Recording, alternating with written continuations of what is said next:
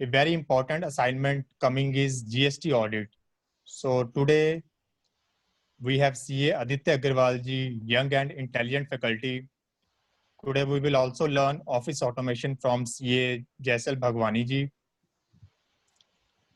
Dear members, today I am delighted to inform you that today we have special guest from GST department, Shri Rajesh Garg ji, Assistant Director CGST Audit Chandigarh, who happens to be a chartered accountant also. We are really honored to have your presence, sir. We will have wisdom of words from our chief guest, sir. Before that, I would like to invite our chairman, CA Piyush Bansal ji, to welcome our chief guest and also give brief introduction about him. Thank you, Shashi. Thank you very much. Today is a special day. Special day in two sense. One, after celebration of CA Day, after full fun of Tambola and even charity work, we are back to our professional work now. And the second specialty is we have our special guest today, our special chief guest, CA Rajesh Karji, and our special speaker, CA Aditya Agarwal and CA Jaisal Bhagwani. So it is special in all senses. I'm very much happy to welcome our chief guest, CA Rajesh Gargi, sir. It's our privilege to have you among the members of Jalandhar branch. Thank you very much for your precious time. We welcome presence of our very own, though he belongs to Delhi, but we will say that he is our own family member from Jalandhar branch. Aditya Agarwal ji, welcome you, sir. Thank you, sir. And Jaisal Bhagwani ji, this is our first interaction, sir. I hope that this interaction will continue for long. Definitely, sir. Definitely. Also, sir. Sir, today's session, we are having special sessions on GST audit, quick checkpoint and office automation also. मेरी जैसल जी के साथ बात हो रही थी. He was telling me कि ये वो वाला आज टॉपिक होगा जो पहले कभी नहीं हुआ. We will be discussing so many things on this. Total in office automation, it will be a total turnaround, total change in system. System change is very important because it is rightly said that there is only one thing fixed in this world, that is change. Change is inevitable and that would be there for everyone. Those who don't change, they sometimes face the problem. We can see the example of Kodak. Earlier, while clicking some photo, we always remember one thing, Kodak camera. Kodak का camera है भाई, बहुत बढ़िया photo आएगी. And now nobody talks about that. Nokia is another example. इसी जमाने में total market share Nokia का था, लेकिन ये लोगों ने change नहीं किया. They haven't changed them. The result is in front of all of us. Nokia आज struggle कर रहा है, दोबारा किसी ने take over कर लिया और वो सारा Kodak का तो पता ही कुछ नहीं लग रहा कि हो क्या गया वहां पे. तो ये चेंज इनएविटेबल है और टेक्नोलॉजी के साथ चेंज बहुत इंपॉर्टेंट है, जिसपे आज जैसल जी सारा डिस्कस करने वाले हैं ऑफिस ऑटोमेशन पे. और GSTR 9C, we have tasted one GSTR 9C for 17-18 and now this is another item in our plate. Rajesh ji is also there to guide us on this. So the quick checkpoints which are required to be checked while doing the audit.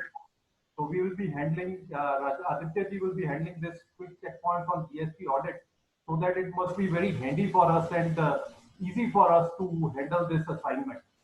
Once again, I congratulate you all, Jalandhar branch members, for a very successful CA Day celebration, including our charity work, animal feeding, old age home visit, even our remembering our seniors, because remembering your senior is very important. So honoring past chairman, as well as the fun part, because all work and no play makes Jack a dull boy. So the fun part, Tambola, was very good. Thank you for your active participation, and once again I welcome you all. Thank you very much. Thank you so much, sir. And now I will request Piyush sir to also introduce our chief guest. Sir, Gurleen ji will do that. Gurleen ji will do that. Thank you, I will request our treasurer, CA Gurleen Sani, to introduce our chief guest, CA Rajesh Garg. Thank you, Shashi ji. Good evening, all. Welcome, Rajesh Garg ji. Thank you so much for accepting our invitation for this webinar. I would like to tell everyone that CA Rajesh Garg ji, or Rajesh Garg ji, is Assistant Director CGST Audit, is a member of our institute.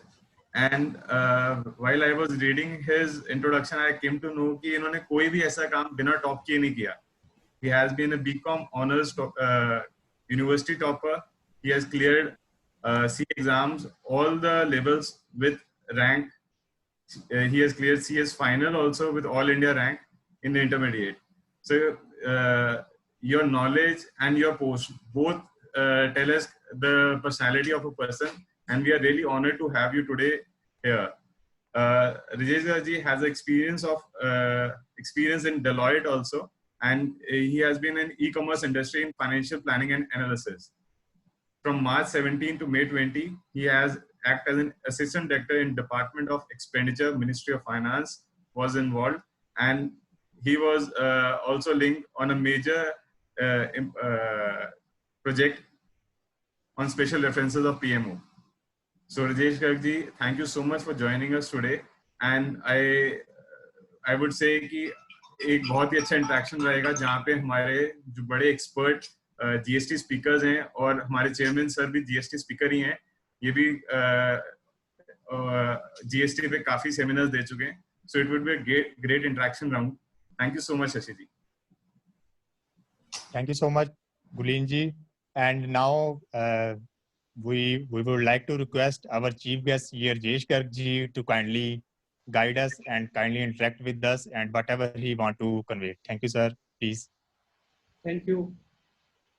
First of all, I want to thank the Jalandhar branch and its office bearer and Aditya for inviting me to this such a beautiful seminar. And it's my privilege to be with you. Today, I just want to highlight that now department, especially this audit department, is moving towards the trade facilitation. And now it has adopted the approach of like non-intrusiveness and this intelligence enforcement backed by the data analytics.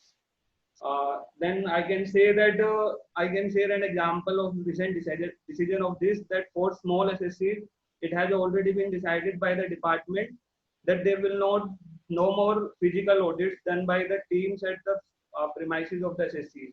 It will be done by at the desk review only and in the office of department only, until unless there is non-cooperation from the SSC. So it is like the government or the department is moving towards the hand-holding of the SSC and putting its best efforts towards the trust building and ease of doing business by minimal physical interactions and interference in the business. So it is like a trust building between the department and the SSC. But we all know that in this process, there are two stakeholders. One is the department and another is the SSC, where the department should not look each and every transaction with the suspicion of revenue leakage, but even at the same time that the SSC also had the equal responsibility to build this trust, not to evade the taxes, and to make a image that he is following all the transparent approach towards making his accounts and submitting the revenue to the government. As we all know that for the development of the country and the security of the country and each and everything of the country, government also requires the revenue. So here, but I know that many chartered accountants listening to me may be thinking in their mind कि चलो ये गीता का ज्ञान तो ठीक है, मगर अगर सब कुछ सही हो जाएगा तो फिर हमारा क्या होएगा? Then for them, I always say that we have to learn to charge the remunerative fees for our professional work instead of competition among ourselves. For example, I can share an instance of 7 8 years back that when I was doing audit during Deloitte's time, we had a subsidiary in London. So, you know, that subsidiary has only turnover around 2-3 crore rupees annual turnover. And you know how much fees he was giving to the one of the multinational firm for VAT returns, 2 lakh rupees. So they have raised the standard for the professional work. We have still to raise that standard for charging the professional work fees. And then I want to say that we have to learn to achieve more professional competence towards tax planning and tax management rather than the tax evasion. For example, I can say that there is a very good opportunity towards a very emerging area like the interpretation of the tax laws, where at present the lawyers are capturing that space, CAs are nowhere. I think we should learn to interpret the tax laws towards the tax planning. In this also, I can say a recent example which have huge impacts financially. For example, like we must be listening about the sanitizers, which is of common use today, and there is a huge interpretation issue going on the sanitizers. Someone is saying, industry is saying, and representing that it should fall under the category 30 of classification, that it is a drug, whereas the another option can be like it should fall under the category of 34, like cleansing element, where the tax rate is 18%, or the like it can be called as disinfectant, then it falls under the category of 38.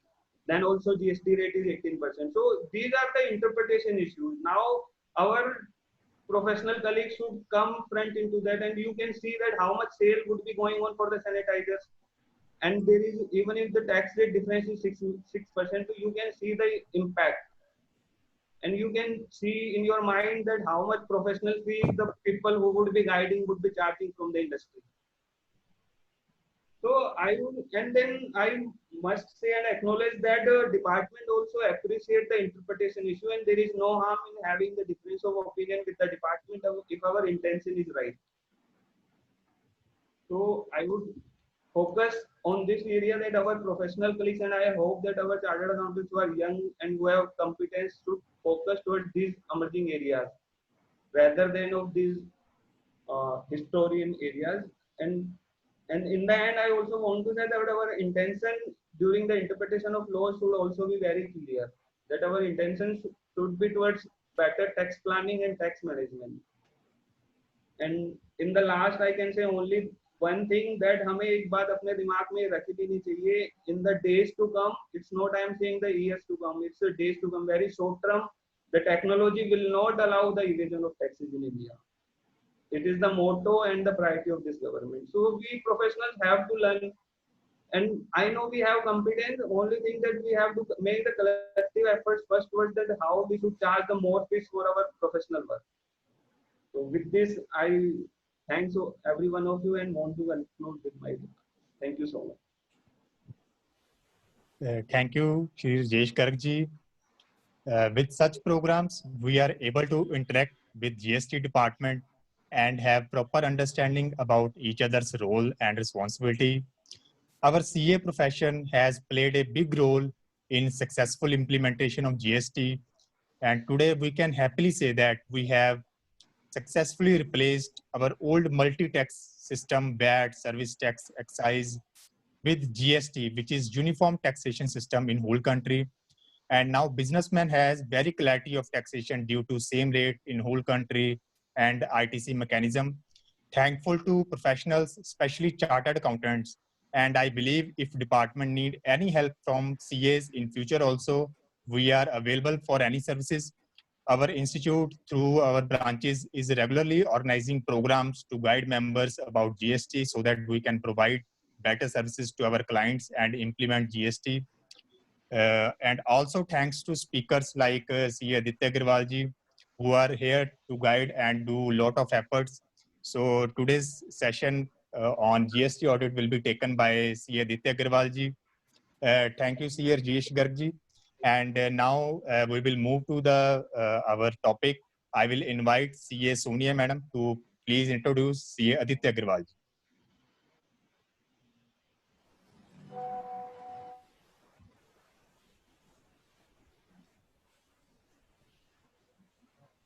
Yuji, please unmute the Sonia ji. Unmuted, sir. A very good evening to everyone.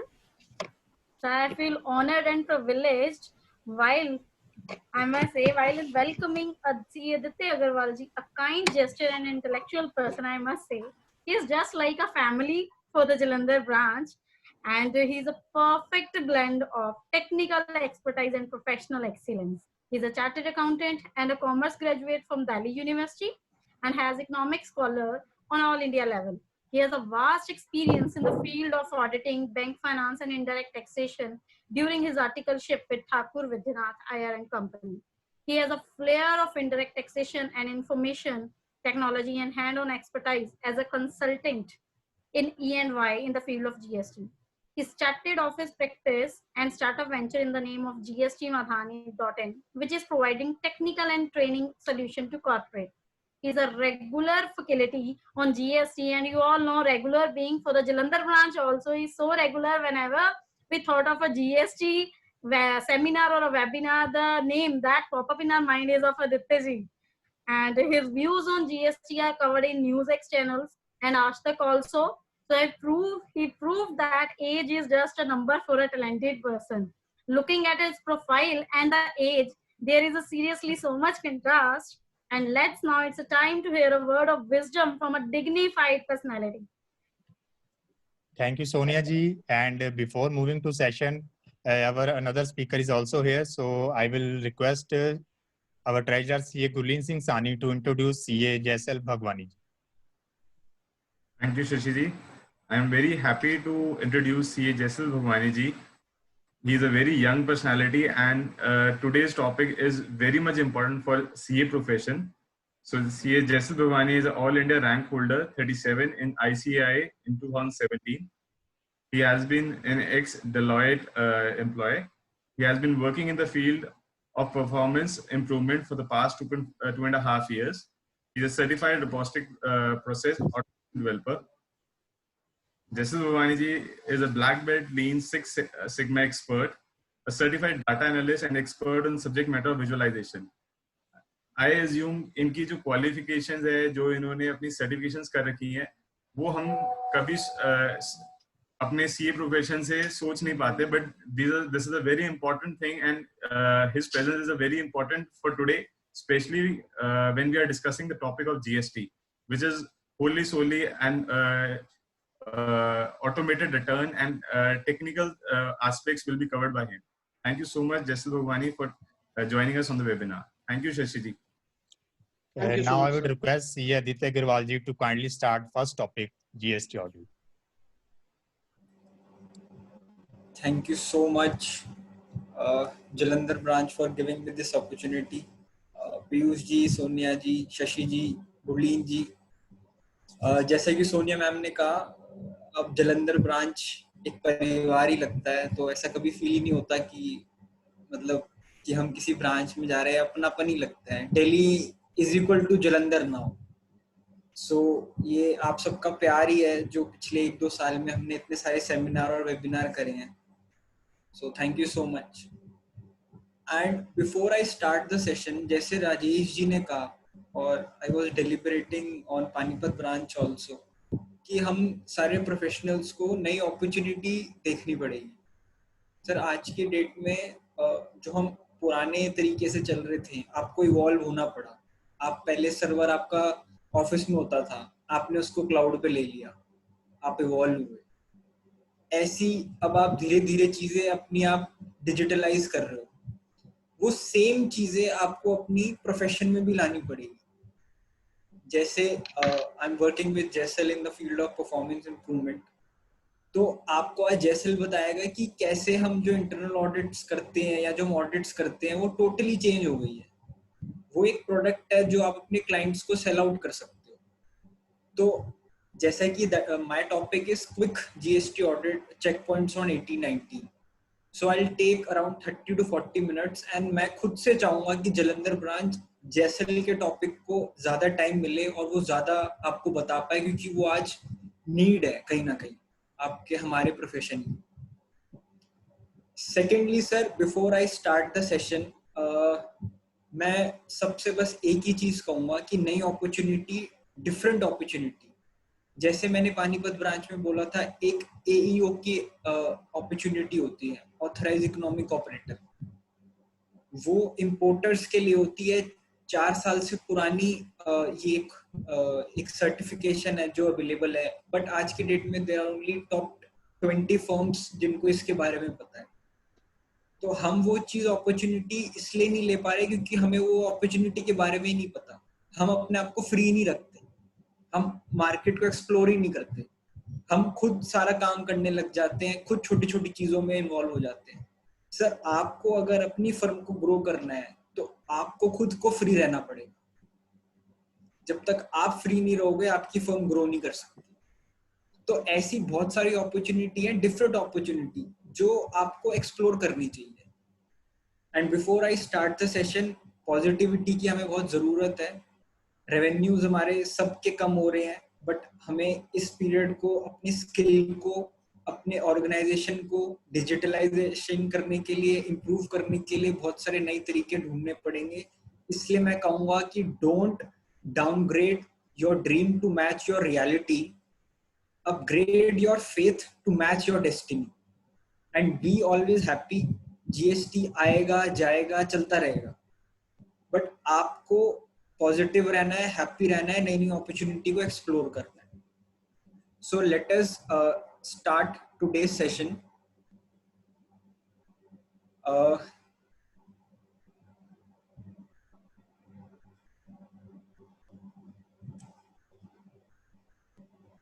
So as the topic suggests, quick checkpoints on GST audit 1819.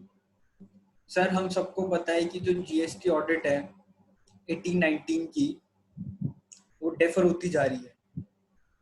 पहले मार्च थी, फिर मई हो गई, अब हम देखेंगे और defer हो गई. तो मैं कहूँगा कि 99C का फॉर्म हमने कहीं ना कहीं 17-18 में भी भरा है, तो हम कहीं ना कहीं उसको हम जानते हैं फॉर्म को. मैं फॉर्म पे भी कुछ उसके मेन पॉइंट्स को डिस्कस करूंगा.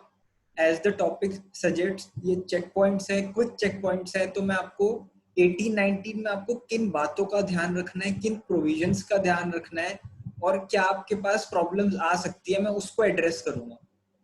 पूरा फॉर्म को डिस्कस करने के लिए मेरे को कम से कम 1.5 से 2 घंटे का टाइम चाहिए, जो आज का हमारा जो दूसरा सेशन है वो ज्यादा टाइम लेगा. तो मैं सीधा टॉपिक पे आऊंगा, turnover limits and due date. Sir इसको हम समझ लेते हैं. 1819 के लिए जो 2 करोड़ तक की टर्नओवर है उसके लिए GSTR 9 ऑप्शनल है और 9C नॉट एप्लीकेबल है.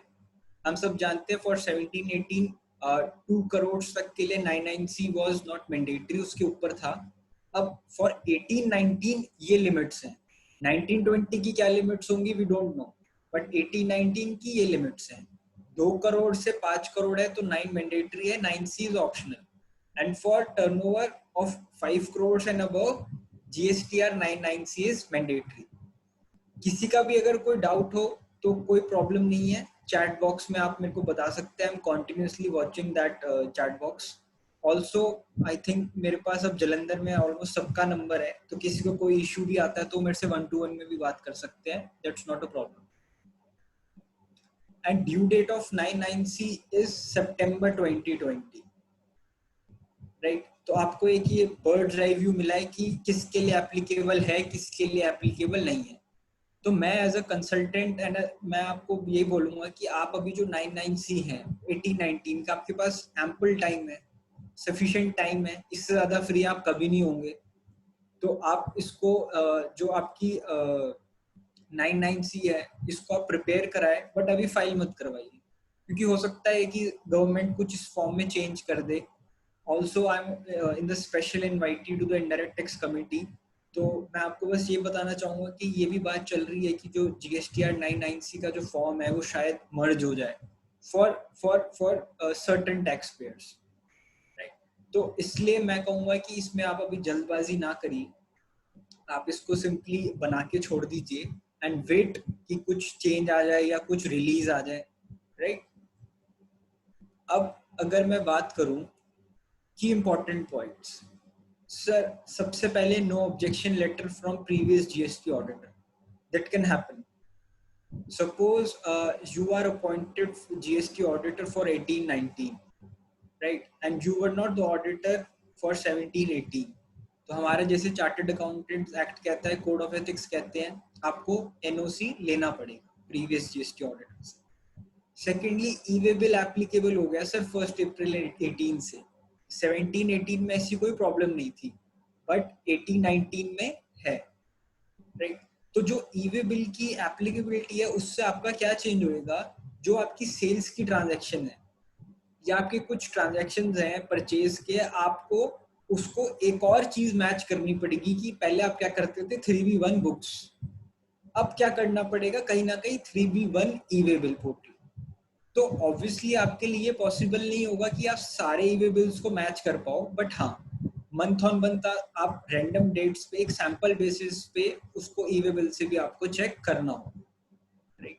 Thirdly, TDS and TCS provisions applicable हो गए from 1st October 2018। तो जब आप 18-19 की ऑडिट कर रहे हैं तो आपको ये भी ध्यान रखना है कि क्या आपके उस पर्टिकुलर ट्रांजैक्शन पे तो वो एप्लीकेबल तो नहीं हो गया है, हो सकता है ये चीजें मिस हो जाए, राइट। फोर्थ पॉइंट आ गया ITC 04। सर हम सब जानते हैं ITC 04 वो डॉक्यूमेंट था या वो आई वुड से फॉर्म था जिसमें जो प्रिंसिपल है वो जो जॉब वर्क को अपना सामान देता था जॉब वर्कर को, और उसके पास within fix timeline job worker से वो सामान वापस आ जाना चाहिए था। बट हम सब जानते हैं जुलाई 17 से मार्च 18 तक, उसके बाद अप्रैल 18 से मार्च 19 तक ये फॉर्म बढ़ता गया। पहले इसकी यूटिलिटी में प्रॉब्लम थी, यूटिलिटी का बग को रिमूव किया तो फिर फॉर्म बदल गया, फिर जब फॉर्म बदल गया तो यूटिलिटी नहीं आई, यूटिलिटी आई तो फिर सरकार ने कह दिया कि ये फॉर्म ही खत्म हो गया, राइट। तो जुलाई 17 से मार्च 19 तक आपको ITC 04 नहीं बनना, बट आपको क्या ध्यान रखना है कि जो फर्स्ट क्वार्टर का 1920 का जो ITC 04 है, पहली बात वहां से तो आपको भरना ही है, और फर्स्ट क्वार्टर में आपको वो डिटेल्स देनी है जिसमें आपने जुलाई 17 से मार्च 19 पे कोई सामान भेजा था बट वो वापस नहीं आया है टिल मार्च 19, राइट। तो हो सकता है कि मार्च में आपने कुछ सामान भेजा हो तो वो तो आपको वापस नहीं आया होगा, तो उसकी डिटेल आपको फर्स्ट क्वार्टर के ITC 04 में देनी है, तो ये आपको ध्यान रखना है, राइट। उसके बाद GST अमेंडमेंट एक्ट हम सब जानते हैं अगस्त में ये आया, बट इसको नोटिफाई किया फरवरी में। तो मैं जब जलंधर ब्रांच में आया था संजीव जी के साथ, नव्या के साथ, तो मेरा पहला टॉपिक यही था कि रिसेंट अमेंडमेंट्स ऑफ GST, तो उसमें मैंने ये अमेंडमेंट एक्ट ही कवर किया था। तो इसमें मोर देन 40 अमेंडमेंट्स थी, बट मैं इसमें जो कुछ मेन अमेंडमेंट्स है वो आपको बता दूंगा, ताकि जब आप ऑडिट करें तो आपको एक स्नैपशॉट के जरिए पता चले कि क्या चीज मेन अमेंड हुई है, राइट। आपको लग रहा होगा थोड़ा जल्दी जा रहे हैं, बट टॉपिक ही ऐसा है, क्विक है, हमारे पास समय नहीं है, हमें जल्दी जल्दी करना है। अब बात करते हैं authority of advance ruling and high court judgments. Sir आपको, अब मैंने जब पहले AAR और हाई कोर्ट्स पे भी जजमेंट्स पे बोला, भटिंडा में, पानीपत में, जलंधर में भी एक बार बोला, तो मेरे से लोग बहुत सवाल पूछते हैं कि हम ये पढ़ें क्यों, इसका क्या रेलेवेंस है। सर रेलेवेंस है, there are more than 867 AAR that has been issued from July 17 till date, right? So अब आप कहोगे कि इसको पढ़ के फायदा क्या है। सर फायदा है, जैसे राजेश जी ने बताया डिपार्टमेंट क्या सोच रहा है, राइट, उन्होंने आपको ये चीज बताई। AAR इसको पढ़ने से आपको ये समझ में आता है कि डिपार्टमेंट का क्या व्यू है। तो जब आप GST ऑडिट करते हो तो आपके पास 17-18 में तो एक एक्सक्यूज भी था कि आपकी इंटरप्रिटेशन है, हमारे पास कोई जजमेंट्स नहीं है, कोई रूलिंग्स नहीं है। 17-18 में मात्र 4 रूलिंग आई थी, राइट। बट 18-19 एक चैलेंजिंग ईयर होगा ऑडिट का, तो आपको सारी रूलिंग्स में, अब सारी रूलिंग्स तो मेरे को नहीं लगता कि कोई पढ़ पाएगा, बट उसमें से कुछ इंपॉर्टेंट रूलिंग्स आपको पता होनी चाहिए, हाई कोर्ट की रूलिंग्स पता होनी चाहिए। तो मैं सारी रूलिंग्स तो कवर नहीं कर रहा, बट मैं आपको एक स्नैपशॉट दे रहा हूँ कि अगर मैं AAR की बात करूँ, क्ले क्राफ्ट की एक इम्पोर्टेंट रूलिंग थी जो हमारे लॉकडाउन में आई, उसके लिए एक सर्कुलर भी आ गई, क्लैरिफिकेशन भी आ गया, GST on reverse charge on director remuneration, में उसको डिस्कस नहीं करूंगा, हम सबको पता है। ऐसी बहुत सारी रूलिंग्स आई, मैं एक एक डिस्कस नहीं करना चाहता क्योंकि हमारे पास टाइम कम है। Whether it is related to registration या फिर सेनको गोल्ड लिमिटेड, जिसमें आप एक ही पार्टी से परचेज भी कर रहे हो, सेल भी कर रहे हो, तो उसमें ये क्वेश्चन आया कि आपको सिर्फ मेरे बुक एडजस्टमेंट से जो आप सेट ऑफ कर रहे हो तो क्रेडिट मिल जाएगा, या फिर आपको फुल पेमेंट देनी भी पड़ेगी और लेनी भी पड़ेगी, राइट। स्टॉक ट्रांसफर की वैल्यू रूल 28 में आप डायरेक्ट सेकंड प्रोविजो लगा सकते हो, या आपको step by step point wise चलना पड़ेगा। मोटर व्हीकल का क्रेडिट ये एक बहुत इंपॉर्टेंट रूलिंग थी कि आपको मिलेगा कि नहीं मिलेगा। जो जो जो एप्लीकेंट था वो टैक्सी की सर्विसेज देता था, उसमें बहुत अच्छे से उन्होंने एक्सप्लेन किया कि रेंट कैब सर्विस क्या है, ट्रांसपोर्टेशन ऑफ पैसेंजर्स क्या है और रेंटिंग ऑफ मोटर व्हीकल क्या है। तो बेसिकली एप्लीकेंट ने कहा था कि मैंने एक गाड़ी खरीदी है और मैं टैक्सी का काम करता हूं तो मुझे तो क्रेडिट मिलेगा क्योंकि वो तो ट्रांसपोर्टेशन ऑफ पैसेंजर्स के लिए है। बट जब केस के फैक्ट को उन्होंने देखा, सब कुछ देखा, तो ये निकल के आया है कि वो रेंटिंग ऑफ मोटर व्हीकल दे रहा है, ना कि ट्रांसपोर्टेशन ऑफ पैसेंजर, तो क्रेडिट नहीं मिलेगा। तो सर आप देखेंगे ना कितनी डीपली आपको एनालिसिस करना है ऑडिट के टाइम। अब वो आपके ऊपर है कि आप क्या क्वालिटी देना चाहते हो। क्वालिटी आपको सस्टेन रखनी है तो आपको ये सारी रूलिंग्स, जजमेंट्स पता होनी चाहिए। अब अगर मैं हाई कोर्ट्स की बात करूं, हाई कोर्ट की मैंने कोई समरी नहीं बनाई है, मेरे पास डिटेल्ड था। हाई कोर्ट में अगर मैं ओशन फ्रेट की बात करूं तो मोहित मिनरल्स, ट्रांस वन का आया, दिल्ली हाई कोर्ट का जजमेंट आया। तो ऐसी बहुत सारी जजमेंट्स है जो आपको ध्यान रखनी पड़ेगी जब आप ऑडिट करेंगे। आपको क्या व्यू लेना है। ओशन फ्रेट का जब मैंने जलंधर में बोला था, रिवर्स चार्ज का जब मेरा टॉपिक था, तो मैंने बहुत अच्छे से एक्सप्लेन किया था उसमें क्या क्या चीजें हैं। तो जब आप ऑडिट करेंगे तो आपको व्यू लेना पड़ेगा कि मैं इस पे रिवर्स चार्ज जमा कराऊं या मैं हाई कोर्ट का जजमेंट है मेरे पास, मैं उसके लिए फाइट करूंगा। राइट। अब एक और प्रोविजन जो एप्लीकेबल हो गया है 1 जनवरी 2019 से, reverse charge applicable on security services. Right. हम सब जानते हैं ये प्रोविजंस, बट मैं आपको एक रिवीजन करा रहा हूँ शॉर्ट में कि जो सिक्योरिटी सर्विसेज प्रोवाइड हो रही हैं by any person other than a body corporate to a registered person, तो रजिस्टर्ड पर्सन को रिवर्स चार्ज में जीएसटी का टैक्स जमा कराना है। ये केस हम ऑलरेडी पहले भी मैं डिस्कस कर चुका हूँ, but to give a snapshot कि आप जब 18-19 के ऑडिट करोगे तो वो जो 3 महीने हैं वो कहीं आपसे मिस ना हो जाए। तो जो भी डिस्कशन हो रही है रिलेवेंट फॉर 18-19 हो रही है। तो आपको ये ध्यान देखना है कि सिक्योरिटी सर्विसेज का अगर कोई बिल आ रहा है तो भाई जो उसको सर्विसेज प्रोवाइड करा रहा है वो कौन है। अगर तो वो बॉडी कॉर्पोरेट है तब तो रिवर्स चार्ज की बात नहीं आ रही है, बट अगर वो बॉडी कॉर्पोरेट नहीं है, even if he is not registered, तो भी उस पर रिवर्स चार्ज जमा कराना पड़ेगा। नोटिफिकेशन को ध्यान से पढ़ना पड़ेगा और उस पर अकॉर्डिंगली रिवर्स चार्ज जमा कराना पड़ेगा। राइट। अब सर हम बात करें adjustments made in 18-19 pertaining to 17-18। अब सब लोगों का कहीं ना कहीं ये डाउट होगा कि इसको कैसे दिखाना है। सर मैंने ट्राई किया कि मैं आपको यही मोस्टली यही केसेस बन सकते हैं। राइट।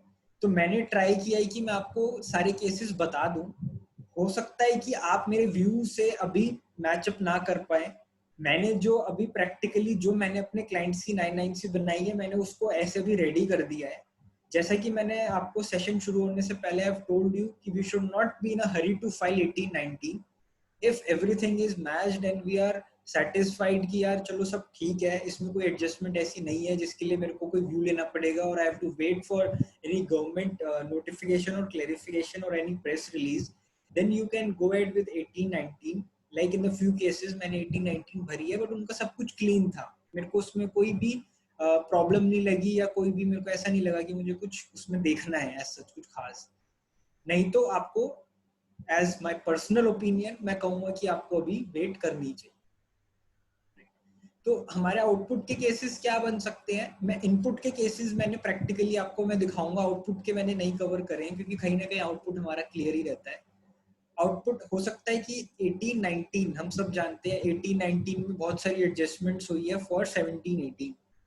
तो आपकी केसेस क्या हो सकते हैं कि आउटपुट वैल्यू या टैक्स आपने इंक्रीज किया हो 18-19 में किसी 3B में जो कि पर्टेन करता हो 17-18 में। सिमिलरली हो सकता है आपने डिक्रीज किया हो जो कि पर्टेन करता हो 17-18 में। थर्ड केस क्या हो सकता है कि आपने आउटपुट तो करेक्टली शो किया था बट जो टैक्स पे हुआ वो आपने 18-19 में किया, वैल्यू सही दिखाई है। तो सर इसके जून में बहुत सारी प्रेस रिलीज आई थी, जून में, सितंबर में, तो मैं वो एक एक डिस्कस नहीं करूंगा।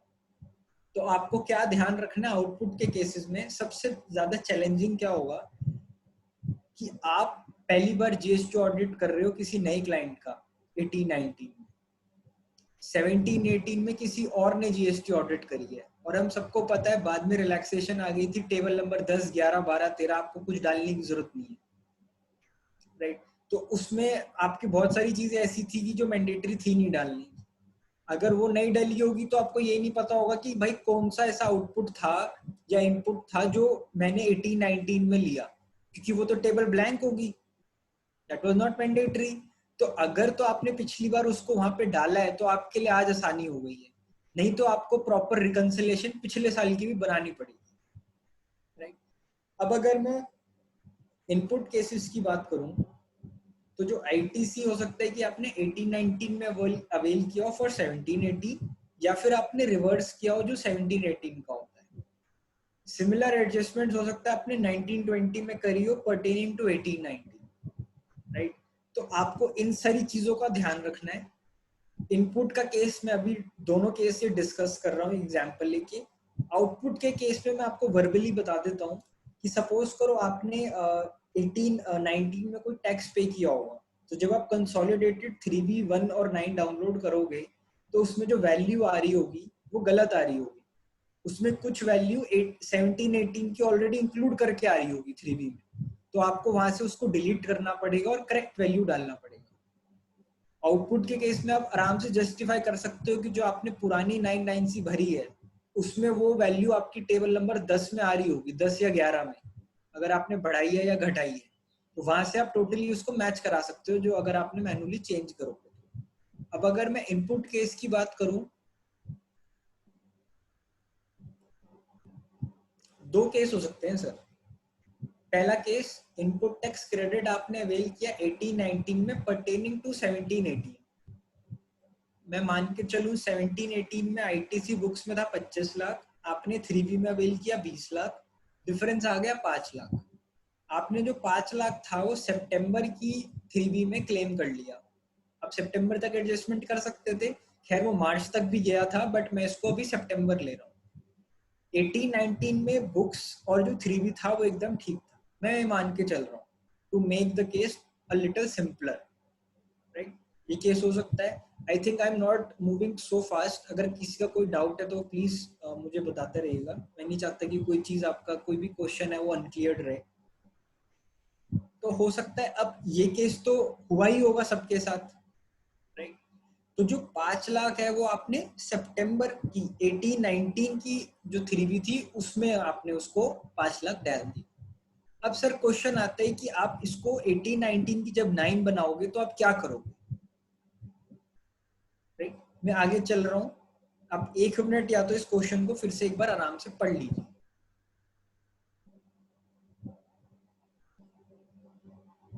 राइट। अब इसमें आपको क्या पोजीशन लेनी है, that is my position. It may gate changed, अगर कुछ सर्कुलर आ जाए या कुछ चेंज हो जाए, दैट इज माय पोजीशन जो मैं आज आपसे डिस्कस कर रहा हूँ। सर आप क्या करोगे, टेबल नंबर 6 है, आपको पता है कि जो टेबल नंबर 6 होती है उसमें जो 6A होता है वो जब आप डाउनलोड करते हो तो वो ऑलरेडी ऑटो पॉपुलेट होके आ रहा होता है 3B में, राइट। तो हमारे वाले केस में जो जहाँ पे जो 40 लाख है जो 6A में आ रहा है 40 लाख आ रहा होगा। वो कैसे आ रहा होगा, जब आप 18-19 की कंसोलिडेटेड डाउनलोड करोगे तो 3B में 35 लाख तो आपका जो आपने भरा है वो आ रहा होगा, प्लस 5 लाख भी आपने सितंबर में डाला है तो वो भी आ रहा होगा, तो 6A में 40 लाख आ गया, राइट। इसको आप चेंज ही नहीं कर सकते, ऑटो पॉपुलेट आता है। बट 6B में आप चेंज कर सकते हो। 6B में आपको एक तरीके से 40 लाख का ब्रेकअप देना होता है, बट वहां पे आप 35 लाख करोगे। क्यों करोगे, क्योंकि आपका कायदे से आपने 18-19 का जो क्रेडिट है वो तो 35 लाख ही है ना, वही आपने लिया है। ये 5 लाख तो पुराना है जो इसमें आ रहा है, राइट। अब आप देखोगे नीचे 6J में I-A 5 लाख का डिफरेंस खड़ा हो गया, राइट। और नीचे अब जब आप 6O में देखोगे तो 35 लाख आ रहा है। यही अगर आप आगे टेबल में जाओगे तो 7J में भी 35 लाख ही आएगा। तो ये जो 5 लाख का डिफरेंस खड़ा हो गया ये खड़ा रहेगा, इससे आपको कोई इशू नहीं है। अब अगर आपसे डिपार्टमेंट बोलेगा कि ये 5 लाख का डिफरेंस क्यों आ रहा है, आप सिंपली बोल सकते हो सर आप मेरी पिछली बार की 996 खोलिए, उसमें मैंने टेबल नंबर 11-12 आप देखिए, वहां पे मैंने 5 लाख लिख रखा है। सिमिलरली मैंने टेबल नंबर 8 में वो 5 लाख का क्रेडिट वहां पे भी शो कर रखा है, तो आप टोटली जस्टिफाई कर सकते हो। मोरओवर आपकी पिछली बार की 9C में भी वो कहीं ना कहीं एडजस्टमेंट आ रही होगी, आपने उसका रीजन दे रखा होगा। मैं आपसे ये सब क्यों कह रहा हूँ, क्योंकि मैं ये मान के चल रहा हूँ मैंने अपनी हर 9C में पिछली बार उस कॉलम में कुछ ना कुछ चीज को भरा है। मैंने वो टेबल नंबर 10, 11, 12, 13 को खाली नहीं छोड़ा, इवन इफ मेरे पास वो ऑप्शन था कि मैं वहां पे ना भरूं। अब अगर मैं 9C की बात करता हूँ, तो 9C में आप जब देखेंगे तो ITC availed as per audited financial statements ये आता है बुक्स का, वो 35 लाख ही है। मैंने 18-19 में तो मेरी बुक्स का 35 लाख ही आ रहा है। जब मैं ITC claimed in annual return 9 की बात करूं, वो 7J उठाता है। जब आप 7J देखोगे तो वो 35 लाख ही आ रहा है। तो कायदे से 9C में कोई डिफरेंस आएगा ही नहीं। यस, 9C में कोई डिफरेंस नहीं आएगा। जो डिफरेंस था वो ऑलरेडी आपका पिछले साल आ चुका है। तो आपका सिंपली जो ये गैप है 5 लाख का, वो यहाँ पे जो 6J में डिफरेंस खड़ा हो गया, बस वो वहां वो खड़ा रहे। अगर किसी का कोई डाउट है, कोई कंफ्यूजन है, तो आप प्लीज मुझे बताइए, नहीं तो मैं मूव फॉरवर्ड कर रहा हूं टुवर्ड्स माय सेकंड एग्जांपल।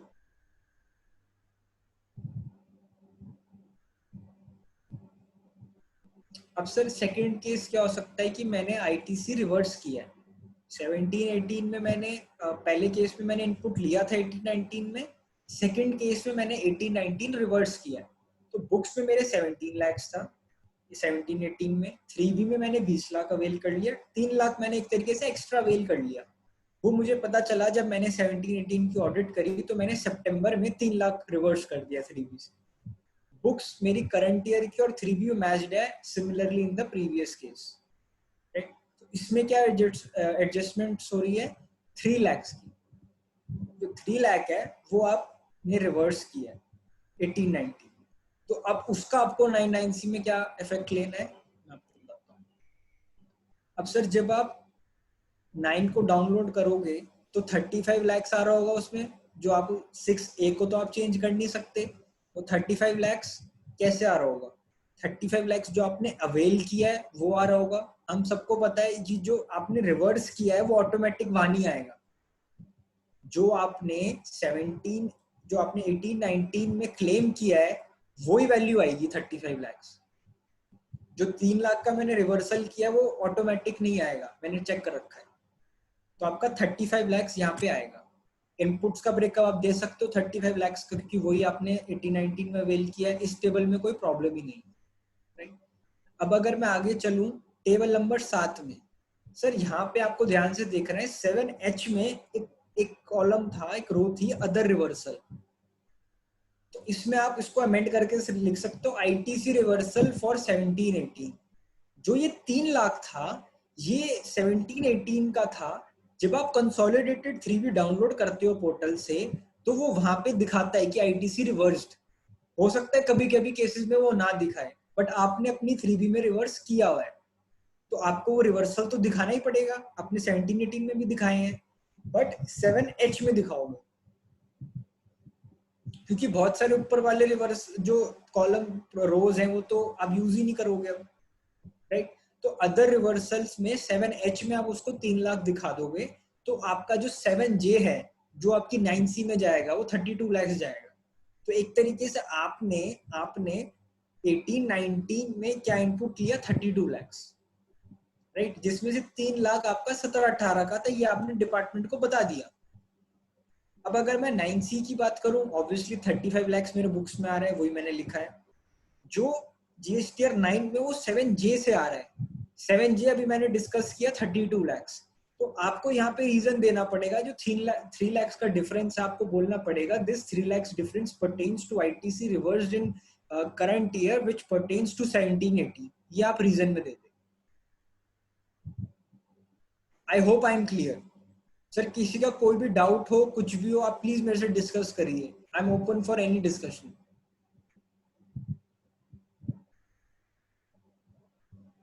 मुझे लग रहा है कि अभी तक तो या तो 18-19 की अभी 9C किसी ने भरना शुरू नहीं करी है, सब आराम से लॉकडाउन में और सब आराम कर रहे हैं, क्योंकि जलंधर ब्रांच में हमेशा डाउट्स तो बड़े आते हैं, इस बार आ नहीं रहे हैं। या तो अभी कहीं ना कहीं हमने 18-19 अभी हम सोच रहे हैं कि हम पहले सुन लें, आराम से, और फिर हम भरना शुरू करें, क्योंकि हमारे पास अभी बहुत सारा टाइम है। सर अभी आपकी तरफ से क्लैरिफिकेशन आ रही है ना, तो कोई इशू नहीं नजर आ रहा है। हाँ ठीक है, यही पॉइंट था जो पूछना था, वो आ गया। नहीं, तो मैं आपसे ये कहूंगा सर, देखो दिस इज माय व्यू, हो सकता है किसी और स्पीकर का कोई डिफरेंट व्यू हो, बट ये मैंने अपने 99C को भरते हुए टेस्ट किया है, इसलिए I am taking this view. हो सकता है कुछ लोग इसको देखने के बाद कहे कि हाँ ये व्यू ठीक है, there may be some other view also. तो मैं आपसे सिंपली ये कहूंगा कि आप अपनी 1819 की 99C है जो बना के रखिए, कोई इशू नहीं है उसमें, और वो अपलोड भी हो रही है। बट अगर कोई इशू लग रहा है, कोई क्लैरिफिकेशन है, तो मैं कहूंगा वेट करिए। तो मैं आगे चलता हूं। अब सर मैं कुछ जो अमेंडमेंट्स हैं वो कवर करूंगा, उसके बाद I will end my session and then Jaisal will continue.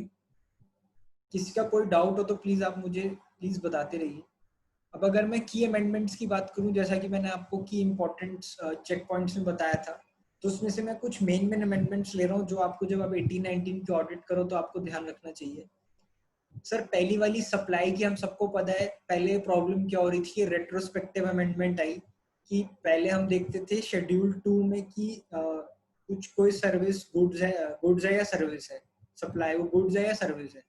But problem क्या हो रही थी, कुछ रूलिंग्स आ गई जिसमें उन्होंने बोल दिया कि आप शेड्यूल 2 में लिखा हुआ है कि वो सप्लाई है तो वो सप्लाई हो गई, बट आपको पहले वो सप्लाई है नहीं वो चेक करना है, उसके बाद शेड्यूल 2 अप्लाई करना है कि वो गुड्स की सप्लाई है सर्विस की सप्लाई है, राइट। तो वो एक तरीके से क्लैरिफिकेटरी थी, but it was an important amendment.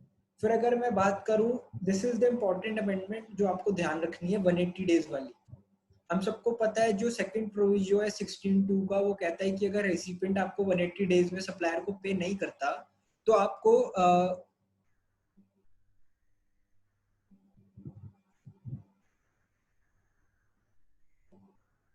CA Sushant ji का एक डाउट आया है सर, मैं उसको क्लियर करता हूँ। Let me and my session. जो इसमें सेकंड अमेंडमेंट है,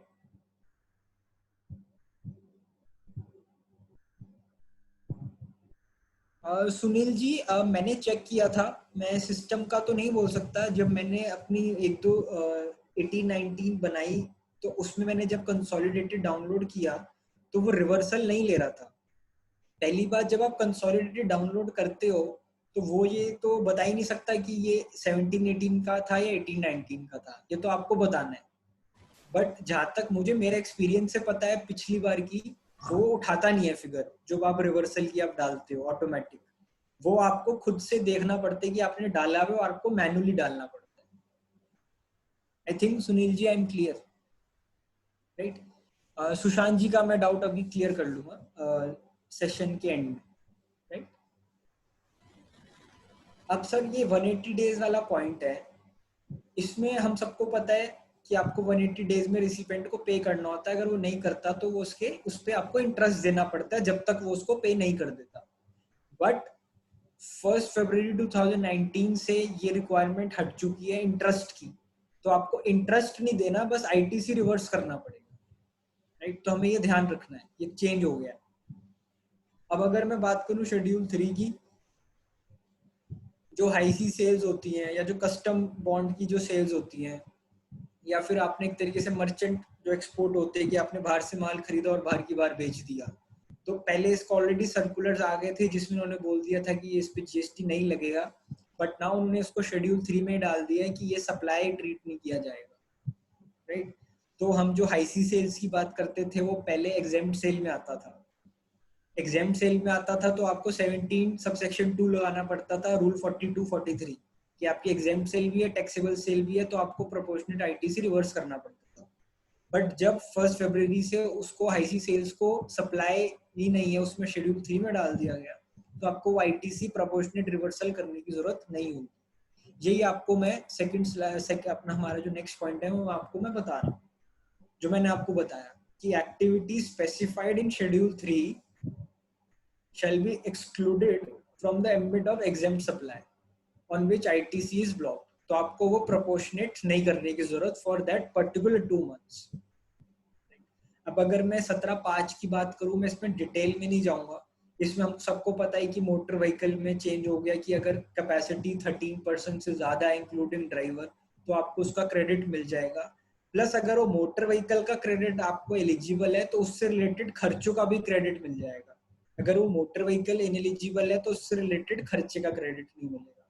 पहले इसमें प्रॉब्लम होती थी कि ये चीज लिखी नहीं है तो लोग क्रेडिट ले लेते थे, बट अब उन्होंने क्लियर कट कर दिया तो आपको ये व्यू लेना पड़ेगा। और अगर मैं सेपरेट रजिस्ट्रेशन की बात करूं सेक्शन 25 की, तो उसमें हमको पता है कि पहले जो आपको रजिस्ट्रेशन लेनी पड़ती थी वो बिजनेस वर्टिकल्स के हिसाब से ले सकते थे आप, बट अब उन्होंने बिजनेस वर्टिकल की डेफिनेशन ही खत्म कर दी। उन्होंने सिंपली ये बोला कि अगर आपकी एक ही जगह पे, जलंधर में, पंजाब में आपके अगर मल्टीपल प्लेस ऑफ बिजनेस है, irrespective of the business vertical, आप उन प्लेस ऑफ बिजनेस के हिसाब से रजिस्ट्रेशन ले सकते हो, जरूरी नहीं है कि आपका अलग बिजनेस हो, right? So I end my session here. Thank you so much. This is my contact details. If you have any query, you can ping me personally. So I think I have summed up all the relevant points that I was thinking was relevant for 18-19 in quick session. So over to you, Piyush ji, Shashi ji, for the next session. Let me clarify one doubt.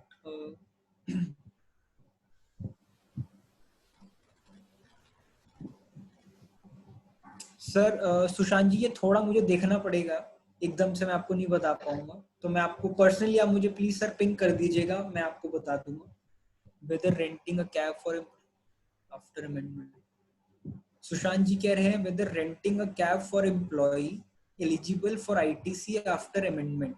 Sir इसमें ना आप amendment को आप देखोगे ना, उसमें इन्होंने ये बोल दिया कि आईटीसी आपको अवेलेबल हो जाएगा if it is obligatory for employ to provide that service to the employ for any law for the time being in force.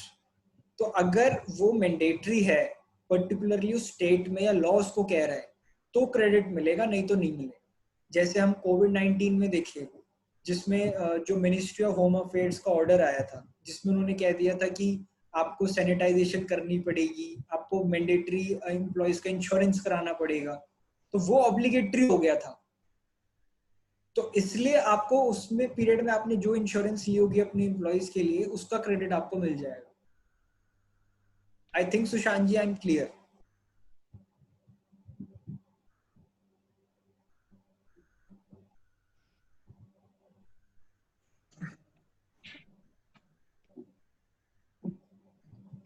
Sushant ji का कोई रिप्लाई नहीं आ रहा। सुशांत जी,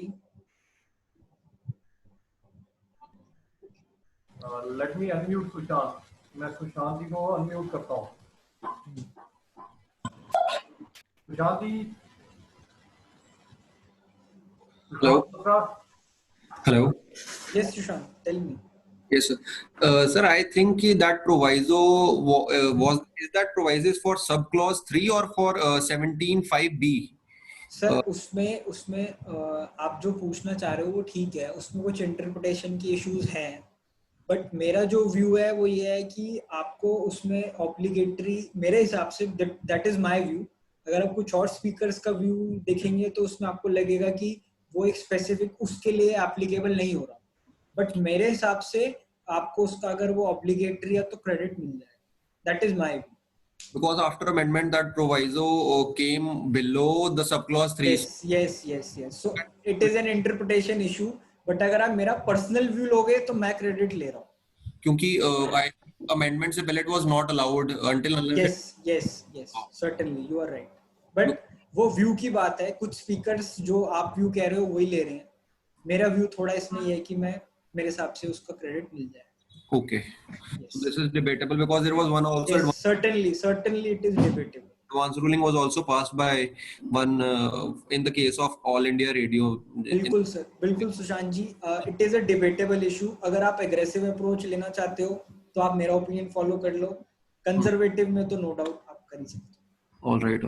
Thank you for the clarity. Okay. Okay, thank you so Thank you much, so much, CA sir. Aditya Agrawal ji. You were right that we have not started GST audit app right now. So certainly there will be more doubts and we will approach you in future also. And now Definitely, we sir. move to second topic. It is office automation and how to do value addition in CA practice. I will invite CA Jaisal Bhagwani ji to kindly start his deliberation. Thank you so much, Shashiji. First of all, I would like to thank the Jalandhar branch for giving me this opportunity to showcase what is the future of our profession. Because अभी तक जो हमारा profession है, वो ज़्यादातर compliance based profession है. So today I'll be trying to show that what we can do going forward in our profession, both in terms of technology as well as the performance improvement part. So I would like to thank CA Piyush ji, CA Sonia ji, CA Gurleen ji, as well as CA Shashi ji for making this possible and conducting this webinar. Most importantly, I would like to start with Rajesh Garg ji's presence and his words, which are very valuable in the terms कि data analytics आगे आने वाले time में ही काम करेगा. अगर government data analytics को use कर रही है, तो हम CA profession उसको क्यों use नहीं कर सकते? So my point is very important. It is very important to make that अगर हम अपने performance improve करना चाहते हैं, तो हमें technology plus performance improvement audits में करना ही करना है, क्योंकि उसके बिना होगा क्या? We will be lagging behind than the other CA firms. So it is very important that we integrate both the parts.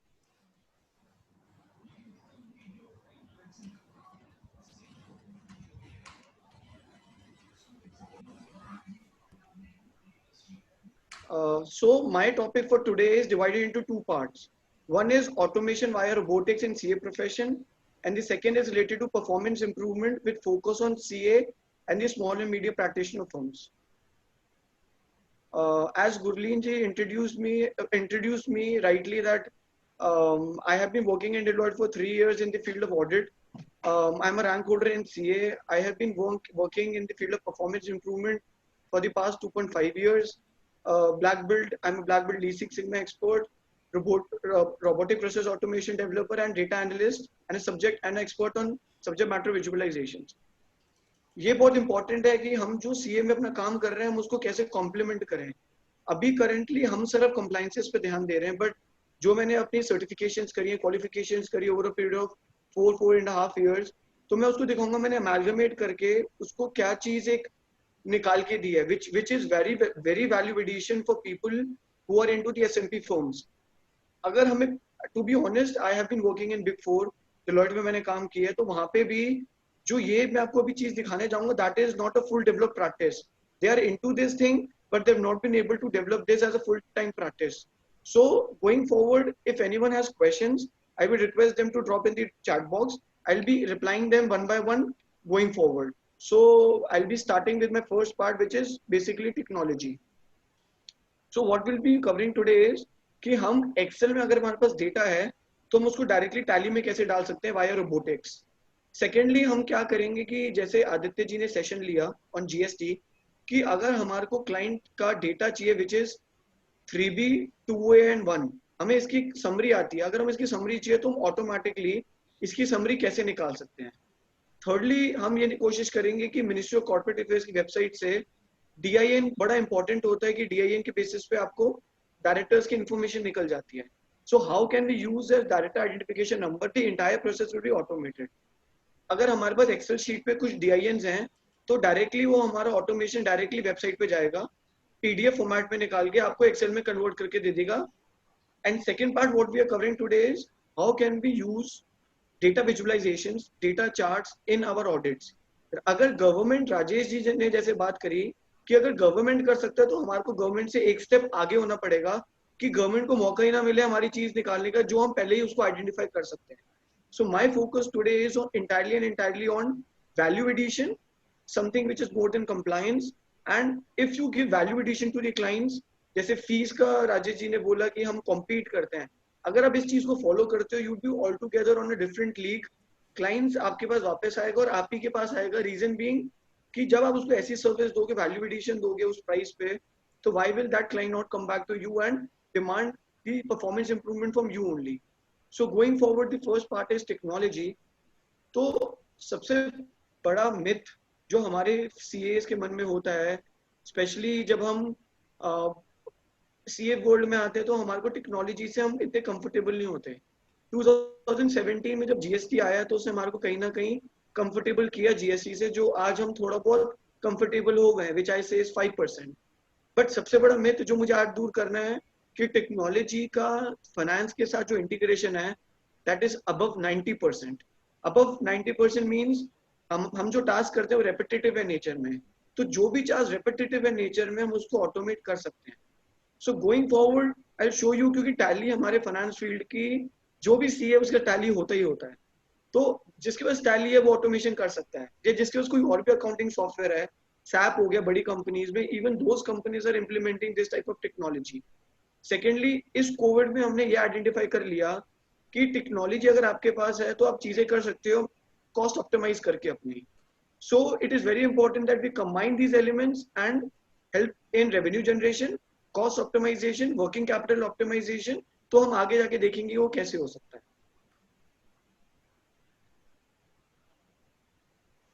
सो हम हमारे एम्प्लॉइज बड़ा स्ट्रगल करते हैं पेपर वर्क में. पेपर वर्क का मतलब ये है कि उनके पास इनवॉइसेस आते हैं, वो एक एक करके उनको टाइप करते हैं अपने सॉफ्टवेयर में, अपने अकाउंटिंग सॉफ्टवेयर में, which takes a lot of time. So what I'm working upon is that can we automate the repetitive manual tasks which is hurting our business or our CA profession? So the answer is yes, a definite 100% yes to this. तो हम ये कैसे कर सकते हैं? हम इसके लिए यूज करते हैं RPA. RPA stands for Robotic Process Automation.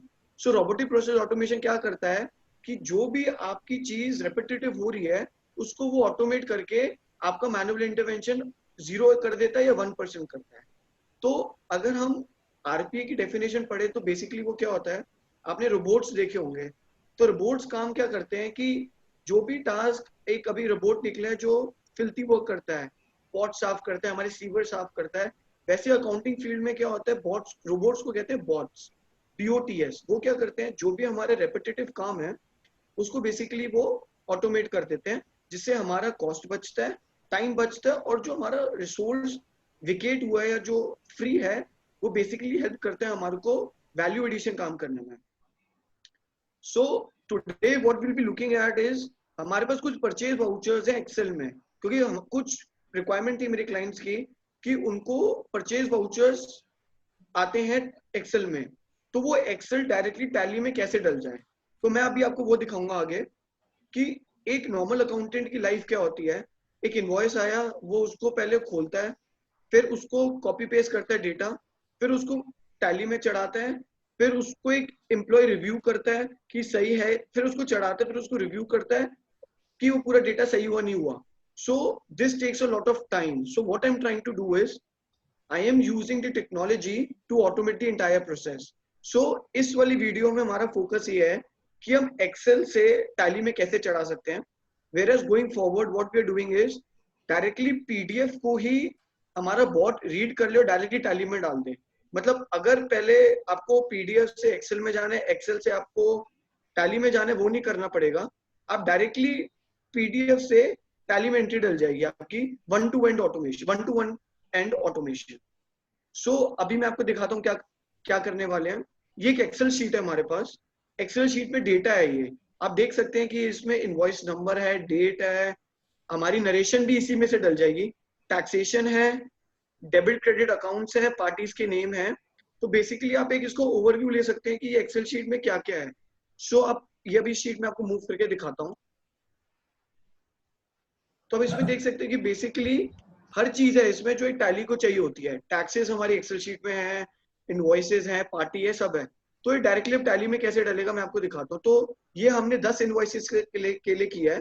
This can be done for 100, 10,000, 1 lakh, whatever the amount of invoices your firm is facing with, it can be done in that manner also. So मैं आपको आगे tally पे ले जाता हूँ. ये मेरा tally है जो पूरा ऑटोमेटिकली चलेगा, इसमें कोई ह्यूमन इंटरवेंशन नहीं है, मैं पहले बताना चाहता हूँ. तो मैं इसको स्टार्ट करूंगा, आप देखना from step 1 to step 10 everything is automated, there is no manual intervention. So I'm going to show you this. तो ये खुद कंपनी सिलेक्ट करेगा. अब देखना खुद कंपनी सिलेक्ट करेगा, खुद इनवॉइस नंबर डालेगा, खुद इनवॉइस नंबर डालेगा, खुद डेट डालेगा, खुद डेबिट अमाउंट डालेगा, खुद पार्टी का सब, everything is automated. The amount also is automated. The taxation is also automated. In fact, the narration is also automated. See the speed of the process, how it is happening. It takes only 25 seconds for one journal entry to put in. इतने time में accountant सिर्फ invoice number ही type कर पाता है, क्योंकि उसको invoice number type करने में थोड़ा टाइम लगता है. सो ये आप देखिए कितना स्पीडली हो रहा है. So working from my experience, we can post 100 transactions in 37 minutes. Yes, right. 37 minutes लगते हैं एक 100 invoices या 100 Excel sheet के line items को डालने में, जो कि एक particular manually उसको एक दिन भी लग सकता है, 1.5 दिन भी, 1.5 days भी लग सकते हैं. So you can see this is automated. मैं थोड़ा आगे ले चलूंगा क्योंकि हमारे पास थोड़ा टाइम कम है, तो मैं इसको थोड़ा आगे ले चलूंगा towards the end of the transaction. तो इसमें ये 9th वाउचर डल रहा है. तो आप देखेंगे कि उसकी जो एफिशिएंसी फर्स्ट इनवॉइस में थी, वही एफिशिएंसी लास्ट इनवॉइस में भी सेम है. तो ये पूरा प्रोसेस खुद ही वो डेबिट क्रेडिट अमाउंट सिलेक्ट करते हैं. उसके पीछे हमने उसको इस हिसाब से ट्रेन किया हुआ है कि उसको पता है क्या टाइप का रेट डालना है, किस टाइप के हमारे को CGST डालनी है, SGST डालनी है, या कौन से टाइप का GST डालना है, और किस टाइप से हमें नरेशन डालनी है. सो ये लास्ट हमारा इनवॉइस था. तो अब भी हमारा इनवॉइस डल चुका है. So coming to the end of part 1, which was talking about automation of tally. So हमें ये बड़ा समझना important है कि yes, we can leverage this technology. ये myth हमें अपने दिमाग से निकालना पड़ेगा कि ये हमारे लिए नहीं है, ये हम सबके लिए है. SMP firms इसको adopt कर रही हैं. I'm helping them to adopt this. वो adopt कर रही हैं.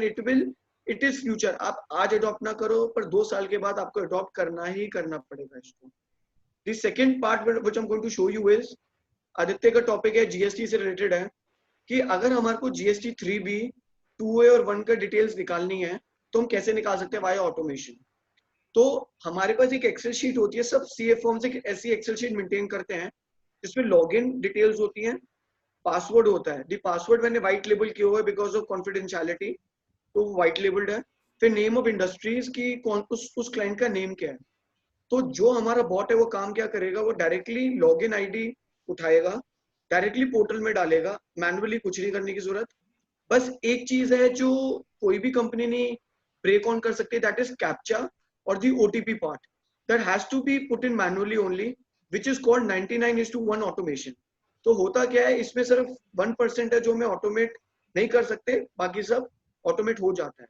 तो मैं आपको सीधा GST पोर्टल पे लेके चलता हूँ. तो क्या होगा, तो GST पोर्टल हमारे पास आ गया. तो हम GST पोर्टल में क्या करते हैं, हमने सीधा अपना GST पोर्टल रन किया, उसमें यूजर नेम पासवर्ड खुद ही एक्सेल शीट से पुट होगा.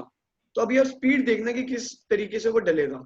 यूजर नेम डल गया, पासवर्ड डल गया, कैप्चा मैन्युअली एंटर होगा. मैन्युअली एंटर होने के बाद everything is automated. You see वो खुद ही जाएगा रिटर्न डैशबोर्ड पे, वो खुद ही सर्च पे जाएगा. मैंने थोड़ा इसको धीरे इसलिए बनाया कि आप समझ सके कि ऑटोमेशन हो कैसे रही है. सो वो डायरेक्टली सर्च पे जाएगा, उसके बाद वो डायरेक्टली हमारी जो टेबल है उसको उठा के हमारे एक्सेल में डायरेक्टली डाल देगा विदाउट एनी ह्यूमन इंटरवेंशन. सो ये मैंने 3 क्लाइंट्स के लिए किया है कि थोड़ा टाइम हम दिखा सकें टाइमली की डेमो पर्पसेस के लिए. तो वो ये जो टेबल आप देख रहे हैं, ये टेबल को डायरेक्टली एक्सेल में डाल देगा, कोई इंटरवेंशन की जरूरत नहीं, मैनुअली आपको ये एक्सेल में मिलेगा. फिर ये इस काम को खत्म करने के बाद डायरेक्टली दूसरे क्लाइंट पे जाएगा, password ID type, password user name type करेगा, कैप्चा हम टाइप करेंगे. उसके बाद वो डायरेक्ट प्रोसेस जैसे फर्स्ट स्टेप में हुआ पूरा डायरेक्टली ऑटोमेट डायरेक्टली करेगा. तो मैं थोड़ा इसको फास्ट फॉरवर्ड करके आपको दिखाता हूँ. तो ये थर्ड क्लाइंट है, ID पासवर्ड खुद पुट इन किया, अब ये पूरा प्रोसेस खुद परफॉर्म करेगा बॉट. ह्यूमन इंटरवेंशन इसमें कुछ नहीं है.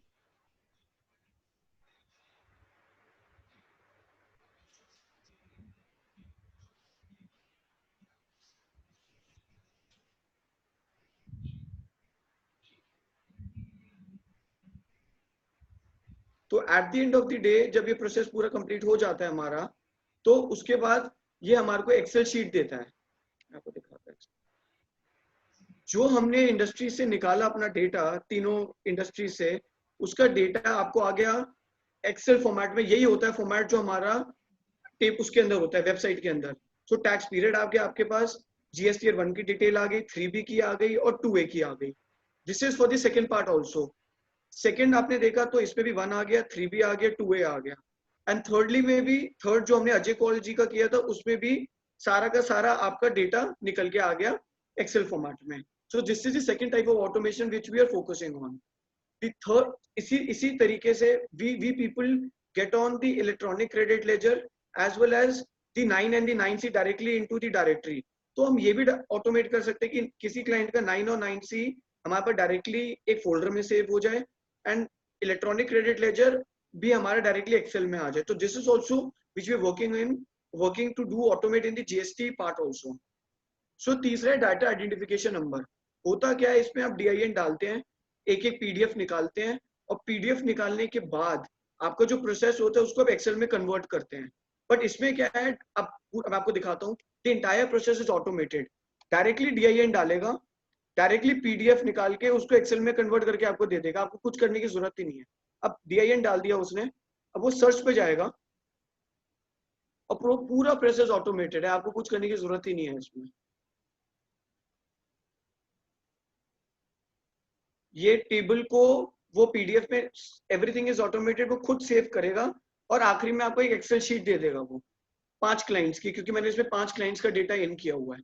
तो एक हो गया। अब सेकंड टाइप करेगा वो, DIN टाइप किया उसने, वो सर्च पे जाएगा खुद ही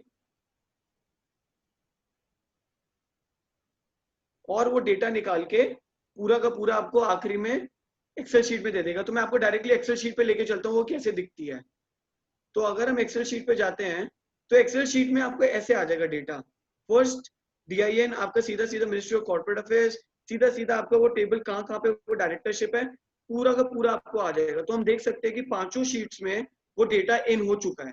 तो शीट नंबर 1 ये हो गई, sheet number 2, sheet number 3, sheet number 4 and sheet number 5। तो ये तो हो गया एक पार्ट हमारा जिससे हम DIN को ऑटोमेट कर सकते हैं। So coming to the end of part 1 which was basically related to technology, थोड़ी पॉजिटिव ऑफ टाइम की वजह होने की वजह से my aim was to show you what can happen in the CA profession.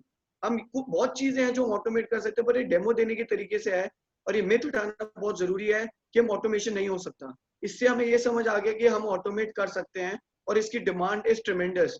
आज नहीं तो 2 साल बाद इसको आपको कराना ही कराना पड़ेगा। The second part what I am focusing today is performance improvement.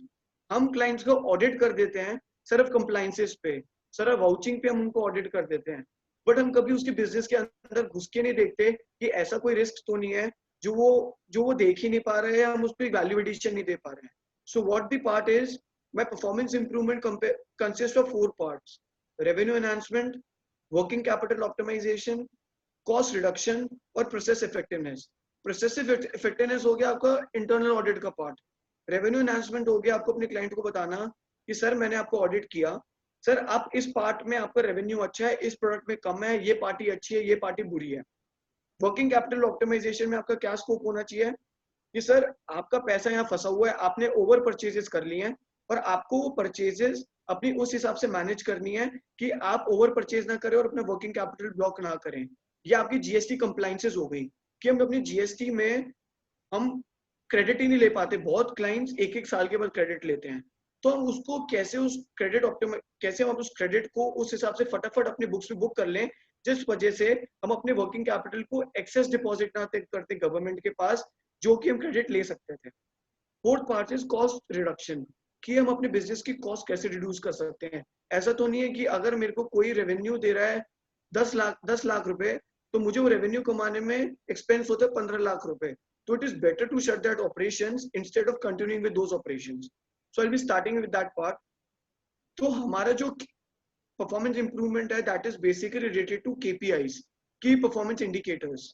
तो हम KPIs में क्या देखते हैं, हम एक CA फाइनल में बड़ी एक टर्मिनोलॉजी पढ़ते हैं, बैलेंस स्कोर कार्ड। हमें सबको पता होता है एक टर्मिनोलॉजी है, बट हम उसकी एप्लीकेशन नहीं पता हमारे को। तो होता क्या है, हमारे वो पैरामीटर्स 4 पार्ट्स में बटे होते हैं: sales KPIs, customer KPIs, finance KPIs and purchase KPIs। सो KPIs का मतलब ये है कि जब भी हम ऑडिट्स करें हम इन KPIs को ध्यान रख के चलें कि ये KPIs पे परफॉर्मेंस कैसी जा रही है, क्योंकि if you combine audits with performance improvement, it is a great value addition. The client will be willing to pay you a very better amount than what he is willing to pay you currently. So it will help the client also grow and you as a CA firm also grow. So हम कुछ KPIs क्या देख सकते हैं? Sales growth है, revenue पर employ cost है, कि अगर एक मार्केटिंग टीम है उसके बाद 10 एम्प्लॉयज हैं, तो अगर उसके 10 एम्प्लॉयज हैं और उसकी जो रेवेन्यू वो उसको निकाल के दे रहा है, तो हो सकता है एक एम्प्लॉय हो जिसका एम्प्लॉय कॉस्ट है 1 लाख रुपए और वो उसको रेवेन्यू देता है 10 लाख का, वेयरएज एक एम्प्लॉय है जिसका रेवेन्यू है 70,000, सॉरी दी कॉस्ट है 70,000 उसकी, बट वो उनको 8 लाख का रेवेन्यू देता है। तो हम होल बेसिस पे कहते हैं कि 10 लाख वाला अच्छा है, but if you compare on the percentage basis or the per rupee basis, the second employee is a much better importance than what the first employee is. Then we calculate gross margins. Gross margins का मतलब है हम कितना अपने particular product से कमा रहे हैं without taking into consideration the indirect cost. Turnaround time to customers. Businessman के लिए बड़ी important चीज है और internal audit का या audits का एक बहुत बड़ा point है कि अगर आपका एक client आपको request डालता है किसी चीज के information या कोई product provide करने के लिए, what is your turnaround time to that customer? आप उसको 2 दिन में या 3 दिन में जितनी उसकी requirement है आप उसको revert कर पा रहे हैं नहीं कर पा रहे हैं। अगर आप उसको revert time पे कर पाते हैं, you will be able to grow your business. But if you're not able to do it, you'll be losing your business. तो internal audits में हमारा point रह जाता है बताना कि हम turnaround time customers का क्या है आपका, which is a very value addition point. Customer KPI, हम एक Pareto rule पढ़ते हैं अपने CA finals में, 80% of the revenue is from 20% of the customers. तो इस केस में क्या होता है कि हमारे सारे customers equal contribution नहीं देते, तो हमारा ये देखना बड़ा जरूरी है कि हमारे important customers कौन से हैं। तो एक पीछे क्लाइंट था जो हमने अभी जिसके लिए ये सब किया, उसका एग्जाम्पल भी है जो मैं आपको एग्जाम्पल के थ्रू ले जाऊंगा, क्योंकि एक एग्जाम्पल से जो क्लैरिटी मिलती है वो किसी और चीज से क्लैरिटी नहीं मिलती। तो उसका जो रिस्क था मैं आपको दिखाता हूँ कि वो बहुत बड़े रिस्क है उसके बिजनेस का। उसको इंटरनल ऑडिट में हमने ये पॉइंट कॉम्प्लीमेंट करके दिया कि सर आपका इतना बड़ा रिस्क है, अगर आपका एक भी क्लाइंट गया टॉप 10 क्लाइंट में से तो आपका बिजनेस ओवर है, आपका सीधा सीधा रेवेन्यू में डिप आएगा। तो उसको बात समझ आई। कंसंट्रेशन ऑफ मार्केट्स, कि आपका कौन सी एरिया में कितना परसेंटेज आपका माल बिकता है, what are your main markets in which you sell the goods. Retention of customers एक बहुत इंपॉर्टेंट पॉइंट है हमारे ऑडिट्स का, कि अगर हमारे पास 100 कस्टमर हैं तो हम कितने कस्टमर्स को रिटेन कर पा रहे हैं, क्योंकि अगर हम अपने कस्टमर्स को रिटेन नहीं कर पाते तो हम अपनी कभी बिजनेस को ग्रो ही नहीं कर सकते। अगर आपने अपने क्लाइंट को ये बताया कि अगर आपको ग्रो करना है, पता लगा आपके क्लाइंट्स के पास 100 क्लाइंट्स हैं, उसमें से उसके 20 ऐड हो रहे हैं बट 20 लूज कर रहा है, तो growth will be zero. But if he is able to retain those clients and then add on 20 more clients, that is called growth. तो ये बहुत इंपॉर्टेंट है, हम उसको एनालाइज करके दे, सर इंटरनल ऑडिट्स में आपके ये कस्टमर्स लूज हो रहे हैं, ये कस्टमर्स आपके गेन हो रहे हैं, तो आपको लूज करने वालों को whether way of discounts, whether way of promotion, advertisement, आपको उनको लूज होने नहीं देना। फिर एक पॉइंट बहुत इंपॉर्टेंट आता है सिंगल ट्रांजैक्शन कस्टमर्स, कि जो कस्टमर्स आपके पास सिर्फ एक बार ही आए, वापस कभी आए नहीं आपके पास। तो ये बहुत इंपॉर्टेंट होता है देखने के लिए, क्योंकि you know customer is king. हमारी सीए फर्म में भी अगर कोई पर्टिकुलर बिजनेसमैन एक ही बार ही आता है और सेकेंडली कभी नहीं आता, तो that is a concern to us as well as to the businessman, कि बिजनेसमैन के एंड से कि यार एक क्लाइंट ने मेरे से ये स्विचेस खरीदे और उसके बाद वो कभी आए ही नहीं मेरे पास। वैसे ही कि सीए फर्म्स के लिए कि इंटरनल ऑडिट की सर्विस ली बट कभी वो इनकम टैक्स के लिए नहीं आया। So this is a very good addition to your audits which can help you to provide value addition to the clients. Finance KPIs में हम क्या कर सकते हैं, जीएसटी कंप्लायंसेस, जैसे आदित्य ने बात करी कि हम कंप्लायंसेस देखते हैं but end of the year में, जैसे अभी हमने 9 और 9C पे ध्यान ही नहीं दिया, बट अगर हम अपनी रिकंसिलिएशन मंथ ऑन मंथ करा के चलें, हम उससे अपने वर्किंग कैपिटल को ऑप्टिमाइज कर सकते हैं। मैं आपको इसी क्लाइंट का एग्जांपल दिखाऊंगा कि हमारा 14 to 15 लाख रुपीस एक्सेस पे किया हमने गवर्नमेंट को, तो which is blockage of working capital, plus हमारा जो इंटरेस्ट लॉस है, जो हम ब्याज कहते हैं, बहुत प्रोमिनेंट टर्मिनोलॉजी है, वो हमारा लॉस है। डेटर क्रेडिटर एनालिसिस हम कर सकते हैं, एंड आगे चलते हुए मैं आपको प्रैक्टिकली दिखाता हूं कि हम किस चीज को कैसे मैनेज कर सकते हैं। So we were appointed as consultants to Pradhanmantri Gram सड़क योजना, आपने सुना होगा, मिनिस्ट्री ऑफ रूरल डेवलपमेंट। तो जैसे राजेश जी ने बोला कि गवर्नमेंट डेटा एनालिटिक्स कर रही है, बट वो अब से चालू कर रही है, उससे पहले नहीं कर रही थी। तो मैं कुछ इंसाइट्स हैं जो हमने इंटरनल ऑडिट और परफॉर्मेंस इंप्रूवमेंट में दिखाए। This is one example, I will be covering a business example later, जिससे हमें ज्यादा अच्छा समझ आएगा। बट गवर्नमेंट का एग्जांपल इंक्लूड करना बहुत इंपॉर्टेंट है कि अगर गवर्नमेंट भी अभी चालू कर रही है तो हमें भी चालू करना बड़ा जरूरी है, क्योंकि बाद में लिटिगेशन से अच्छा है कि आप आज ही अपने क्लाइंट को सब चीज पे सिक्योर करके चलें। So these are the visualizations which we can see. So the concern of the government was कि अगर हमें अपने टारगेट अचीव करना है तो हम कहाँ पे ध्यान दें। उनको समझ नहीं आ रहा था हम कहाँ ध्यान दें। So what we told them is अब छत्तीसगढ़, तमिलनाडु, असम पे ध्यान दो तो आपका 54% टारगेट मीट हो जाएगा। सेकेंडली एक पॉइंट निकल के आया सामने कि कुछ स्टेट्स ऐसी थी जिसमें जो पेमेंट है वो ज्यादा हो चुकी थी सैंक्शन कॉस्ट से, विच शोज दैट हमारे जो कंट्रोल्स हैं गवर्नमेंट के दैट आर वीक, कि हम जो पेमेंट हमने ज्यादा कर दी, सैंक्शन कॉस्ट हमारी कम है। You can see examples, Assam हो गई, आंध्र प्रदेश हो गई, मणिपुर हो गई, इनमें पेमेंट ज्यादा हुई है सैंक्शन कॉस्ट से। फिर हमने एक थर्ड पॉइंट देखा कि जो रोड्स हैं उनकी डेंसिटी नॉर्थ ईस्ट एरिया में सबसे कम होती है क्योंकि टेरेन थोड़ा डिफिकल्ट होता है, बट जो मेंटेनेंस कॉस्ट है उन रोड्स की that is highest in India. So this is a point which the government did not know, which we were able to tell them through internal audits as well as the use of charts and graphical representation. ये data है जो हमें government से मिला, which was spanning around 50 columns and 28 rows. मतलब अगर आप Excel sheet देखो, you cannot interpret this data. So I'm telling you the power of data analytics in the CA profession. हमने क्या किया, हमने इसको एक चार्ट के फॉर्म में डाल दिया। ये वो चार्ट है। हमने सीधा गवर्नमेंट को बताया कि जो आपकी 11-12 में जो आपकी कंस्ट्रक्शन हुई उसमें जो आपका पुराने रोड बनाने का खर्चा था वो नए रोड बनाने से ज्यादा था। पुराने रोड में आपका खर्चा ज्यादा लगा और नए रोड में आपका खर्चा कम लगा। तो अगर हम अपने बिजनेस क्लाइंट्स को ऐसा कुछ निकाल के दे तो हिल बी इम्प्रेस, क्योंकि अभी हम सिर्फ कंप्लायंसेस देख के आ जाते कि ठीक है TDS हो गया, GST हो गया, बस इंटरनल ऑडिट ओवर। ये सब हम मिस कर देते हैं जिसकी बहुत बड़ी मार्केट है और कोविड के बाद सब ये कराएंगे क्योंकि सबको अपनी बिजनेस की एक एक पेन पॉइंट जानना है, प्लस अपने कंप्लायंसेस और अपने सब कुछ ग्राफिकल रिप्रेजेंटेशन में चाहिए। तो एक पॉइंट ये निकल के आया।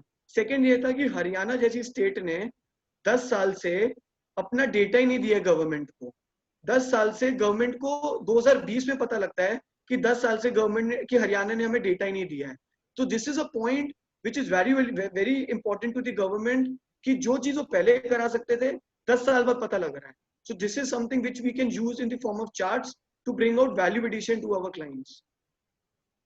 ये कुछ complaints का डेटा है जो गवर्नमेंट का डेटा है। इसमें हमें ये पता लगता है कि कुछ स्टेट्स ऐसी हैं चार्ट्स के फॉर्म में कि जिन्होंने आज तक गवर्नमेंट को रिप्लाई ही नहीं किया, ना एक्सेप्ट करी कंप्लेंट, ना गवर्नमेंट को कभी रिप्लाई किया आज तक। सो अगर आप इस डेटा को देखो, आप ऐसे इसको इंटरप्रेट ही नहीं कर सकते इस डेटा को, बट अगर आप इसको डेटा एनालिटिक्स की फॉर्म में लेके आते हो, it is of great importance and a great value addition to the client as well as to the firm also. अब मैं आपको ये था एक गवर्नमेंट एग्जांपल। अब मैं आपको एक एग्जांपल ऐसे लेके पे आता हूँ which is more focused on our clients, हमारे जो बिजनेसमैन क्लाइंट्स हैं उस पे फोकस्ड है। तो हमें क्या मिला, हमें मिला एक परचेज और सेल रजिस्टर, उसमें 50,000 से ज्यादा लाइन आइटम्स थी। तो हम सैम्पलिंग नहीं करते, we as a firm do not do sampling. हमारा पर्पस है कि हम पूरे के पूरे डंप को या लेजर को एनालाइज करें, पूरे 50,000, 60,000, 1 लाख ट्रांजैक्शंस को एनालाइज करें। उसके बाद हम अपने क्लाइंट को एडवाइस करें कि हम कितना % अश्योरेंस आपके पे बना सकते हैं। सो जो हम आगे चलते मैं आपको दिखाता हूँ। सो सबसे इंपॉर्टेंट हमने चार्ट्स के थ्रू उनको क्या बताया कि आपकी संडे को छुट्टी होती है। तो ऐसा तो नहीं ऑडिट्स में करते हुए कि आपकी कोई ऐसे दिन संडे के दिन एंट्री तो नहीं डल गई जिस दिन आपकी छुट्टी थी। अगर मैं अप्रैल का एग्जांपल लूं तो 7th of April, 14th of April, 21st and 28th April, these were Sundays। तो ऐसा तो नहीं कि आपकी किसी दिन एंट्री डल गई हो, क्योंकि हमें कई जगह मिला कि फ्रॉड्स हुए हैं। When I was working with some of the big organizations, हमें पता लगा कि फ्रॉड्स के चांसेस होते हैं अगर आप ये चीज को एनालाइज ना करो। So this can be analyse in the form of charts very easily. Secondly, ऐसा कोई दिन तो नहीं है कि छुट्टी का दिन हो, जैसे 26 जनवरी हो गया या अप्रैल या आपका 15 अगस्त हो गया, 2 अक्टूबर हो गया। तो हमें क्या पता लगा कि 26 जनवरी को तो कोई एंट्री नहीं थी, बट बाकी दिनों पे 2 अक्टूबर की उसकी एंट्री थी बुक्स में। सो client had an of that day but entry थी। So this means there is some problem in his entry or something in the posting problems, या कोई employees आए थे जिसपे businessman को control ही नहीं है. So this is a point which is very important to the client, which we can make as an internal audit point also. फिर क्या था, हमने सीरीज एनालाइज करी क्लाइंट की टेक्नोलॉजी से. हमने बटन दबाया अपनी टेक्नोलॉजी में और हमारे को फटाफट ये एनालिसिस निकल के आया. अगर आप देख सके ऊपर वाले टेबल में, तो first, second, third, fourth column में सीरीज है 3488, 3518, 3489. तो अगर आप इसमें देखेंगे तो एक 3518 बीच में जबरदस्ती आ गया है, which means there is some problem in the clients invoicing also, जो हम मिस कर देते हैं देखना. तो 3488 के बाद 3489 आना चाहिए था. 27 जून के बाद 28 जून आ रहा है, वो बिल्कुल ठीक है, बट ये इनवॉइस बीच में क्यों आ गया? So this is something which we can provide to the clients, and this is an example for which we have done for the client. So this was for a great value addition to him. अब नीचे वाला table देखो तो उसमें भी ऐसे ही हो रहा है 540, 671 and 541. तो इसमें भी आप देख सकते हैं कि सीधा 540 के बाद 671 आ गया, उसके बाद 541 आया. तो यहाँ पे भी एक इशू है जो हमें एड्रेस करना बहुत जरूरी है कि ये क्यों दिक्कत आ रही है. उसके बाद हमने क्या किया, concentration of sales. The client was shocked to see, मैं आपको सही बताऊं, businessman अंदाजे पे चलता है. He does not have comfort about all the figures in his business. जब मैंने क्लाइंट को ये चार्ट दिखाया, ये डेटा एनालिटिक्स दिखाया कि आपकी 88% सेल्स सिर्फ नॉर्थ इंडिया में होती है, तो the client was in shock कि हो ही नहीं सकता. He was shocked to see कि दिल्ली की sales is only is 50% of his total sales, which made him to think that कि अगर मेरे नॉर्थ ईस्ट एरिया में थोड़ी भी दिक्कत आती है या कोविड नहीं खुलता है आगे जाके थोड़े टाइम तक, तो मैं तो बिजनेस नहीं प्रॉस्पर कर सकता. तो this is of great importance कि आप अपनी बिजनेस स्ट्रैटेजी और क्लाइंट का रेवेन्यू एनहांस कैसे करा सकते हैं, telling him the exact numbers and the exact through figures and charts. तो एक इंसाइट ये था. सेकेंडली, मैं गवर्नमेंट का I follow government a lot. So government की एक स्कीम है प्रधानमंत्री सहज बिजली हर घर योजना, which is to electrify all the rural households. तो क्लाइंट को एक बड़ी मैनेजमेंट कंसल्टेंसी एडवाइस थी, सर आपकी पूरी सेल्स में सिर्फ 1.53% ईस्ट इंडिया में सेल्स हैं, और ईस्ट इंडिया में ये स्कीम अभी इम्प्लीमेंट हो रही है, पूरी तरीके से इम्प्लीमेंट नहीं हुई है. So sir you have a huge potential in terms of electricity, in terms of switches, in terms of wires to capture this area. Internal audit में, स्टार्ट ऑडिट में सर ये कोई एडवाइस नहीं देता, ये एडवाइस है जब आप डेटा एनालिटिक्स यूज करें. सो दिस इज समथिंग नाउ. अब वो क्लाइंट कोविड में बैठ के अपने मार्केटिंग एजेंट से वहां की फिजिबिलिटी स्टडी करा रहा है, क्योंकि उसको समझ आया कि ये काम हम कर सकते हैं. So this is something which we are not providing right now, and हम एसएमपी फर्म्स हम प्रोवाइड कर सकते हैं आगे चल के. अब हम परीटो रूल की बात करते हैं. The company sells 5800 product, 5855 product, 5855 products बेचती है कंपनी. अब सारे प्रोडक्ट्स एक जितना आपको रेवेन्यू कंट्रीब्यूशन नहीं देते कभी भी. सो क्लाइंट के लिए बड़ा इंपॉर्टेंट है देखना कि मेरी ऐसी कौन से प्रोडक्ट्स हैं जो मुझे कितना, और 20% प्रोडक्ट्स हैं जो मुझे कितना परसेंट कंट्रीब्यूशन देते हैं. सो हमने उसके लिए एक ऐसे चार्ट टाइप बनाया कि आपके जो टॉप 20% प्रोडक्ट्स हैं, विच इज 1171, वो आपको 85% रेवेन्यू कंट्रीब्यूशन देते हैं. तो अगर आपको अपना कोविड में बिजनेस स्टेबल रखना है तो आप सिर्फ इन 20% पे फोकस करो, क्योंकि आपको 85% रेवेन्यू ये दे देंगे, आपको 80% पे इतनी ध्यान देने की अभी जरूरत नहीं है. So this is very important for the businessman to have control over कि मेरे कौन से प्रोडक्ट्स रनिंग है और कौन से प्रोडक्ट्स नहीं है रनिंग. ऐसे ही जैसे हमने अभी प्रोडक्ट्स के लिए देखा, वैसे हम पार्टी वाइज भी देख सकते हैं कि 22 the company has around 2200 clients. तो सारे क्लाइंट्स इक्वली इंपॉर्टेंट नहीं होते. तो जब हमने क्लाइंट को ये बताया सर कि आपका 1% of the parties which is 2200 का 1% is 22. अगर आपका 22% ऑफ द आपका 1% ऑफ द पार्टीज आपको 46% रेवेन्यू देती हैं. तो आप ये सोचिए कि अगर आप अपने क्लाइंट को एडवाइस देते हैं इंटरनल ऑडिट में कि सर आपका रिस्क बहुत बड़ा है कि अगर आपकी एक भी बड़ी पार्टी गई, टॉप 1% पार्टी, सर आपके बिजनेस में बड़ा डाउनफॉल आएगा. तो ये एडवाइस आपको अपने क्लाइंट को देनी पड़ेगी, तभी वो अपने बिजनेस को डाइवर्सिफाई कर पाएगा. अगर उसे डाइवर्सिफाई नहीं किया तो उसके लिए भी दिक्कत, और डायरेक्टली हमारा भी जो प्रोफेशन है that is related to prosperity of the businessman. तो अगर हम उनकी प्रॉस्पेरिटी नहीं देखेंगे तो हमारी प्रॉस्पेरिटी भी नहीं होगी. सो this is something which is which was very abnormal for the client कि मेरा सिर्फ 1% 46% रेवेन्यू देती है। तो यहाँ पे मैंने क्या नोट किया है, 1 और 3, आप देख सकते हैं 1 और 3, 1 gives you 12.56% of the contribution, whereas 3 gives you 3.59% of the contribution. तो हमें आउटराइटली लगता है ऑडिट्स में कि सर सबसे अच्छा आपका क्लाइंट ये है, बट मैं आपको आगे जाके कुछ दिखाऊंगा कि सबसे अच्छा क्लाइंट आपका ये नहीं है, इनफैक्ट 3 आपका क्लाइंट सबसे अच्छा है। मैं बताता हूँ क्यों, क्योंकि आप ये स्टैट्स देखेंगे तो आपको इसमें दिखेगा कि ये क्लाइंट आपको एवरेज बिलिंग देता है 23,856 की। The third item on the right hand side table में आप देख सकते हैं 23,856, और जो थर्ड वाला क्लाइंट है वो आपको बिलिंग देता है 1,45,000 की। तो इसका मतलब ये है कि जो थर्ड वाला है उसकी बिलिंग का क्वांटिटी ज्यादा है और जो फर्स्ट वाला है उसकी क्वांटिटी कम है। और इसमें आप एक चीज और देख सकते हैं कि the total billing to party number 1 is 3,624, whereas for the party 3 the billing is only 170। तो अब ये देखिए कि आपको 170 इनवॉइसेस में वो 4% बिजनेस दे रहा है और आपको वो 3,624 में आपको वो 12% बिजनेस दे रहा है। तो मतलब 5% बिलिंग में वो आपको 25% बिजनेस दे रहा है। तो it is very important to analyse by the way of stats, mean हो गया, मीडियन हो गया, मोड्स हो गए, कॉन्फिडेंस इंटरवल्स हो गए, कि हम ये एनालाइज कर पाए, अपने बिजनेसमैन को बता पाए कि this is your most important prospective client, आप इसके पीछे जाओ, आप इसके पीछे मत जाओ क्योंकि इसकी बिलिंग और इसमें मेहनत ज्यादा है। इनफैक्ट प्रॉस्पेरिटी उसमें ज्यादा है और मेहनत कम से you can earn more returns. So this was one part. Now analyzing per unit sales. होता क्या है, जब हम अपने per unit sales देखते हैं तो आप देख सकते हैं फरवरी, दिसंबर, अक्टूबर, सितंबर और मई में हमारी बेसिकली सेम अमाउंट की इनवॉइस बुक हुआ है अपने लेजर्स में, but in May, August and July posting गलत हुई है। So this was one of the important internal audit points.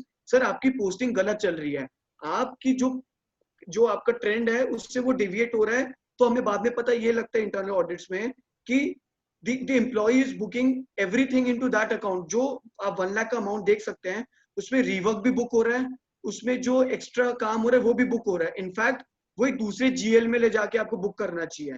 So this graph give you impression कि आपकी 3 महीने में कहीं ना कहीं डेटा एंट्री में बुकिंग गलत हुई है, जो कि हम अपने ऑडिट्स में मिस कर देते हैं। एक पॉइंट ये निकल के आता है कि जब हम ऑडिट्स करते हैं तो हम सिमिलर वैल्यू ट्रांजैक्शंस को ध्यान नहीं देते। होता क्या है कि एक अकाउंटेंट सेम अमाउंट से 2 एंट्री डाल देता है, जो हमें बाद में पता लगती है कि सेम अमाउंट से 2 एंट्री डल गई है। तो आप इस चार्ट में देख सकते हैं कि द फर्स्ट एंट्री इज 1,89,410.4।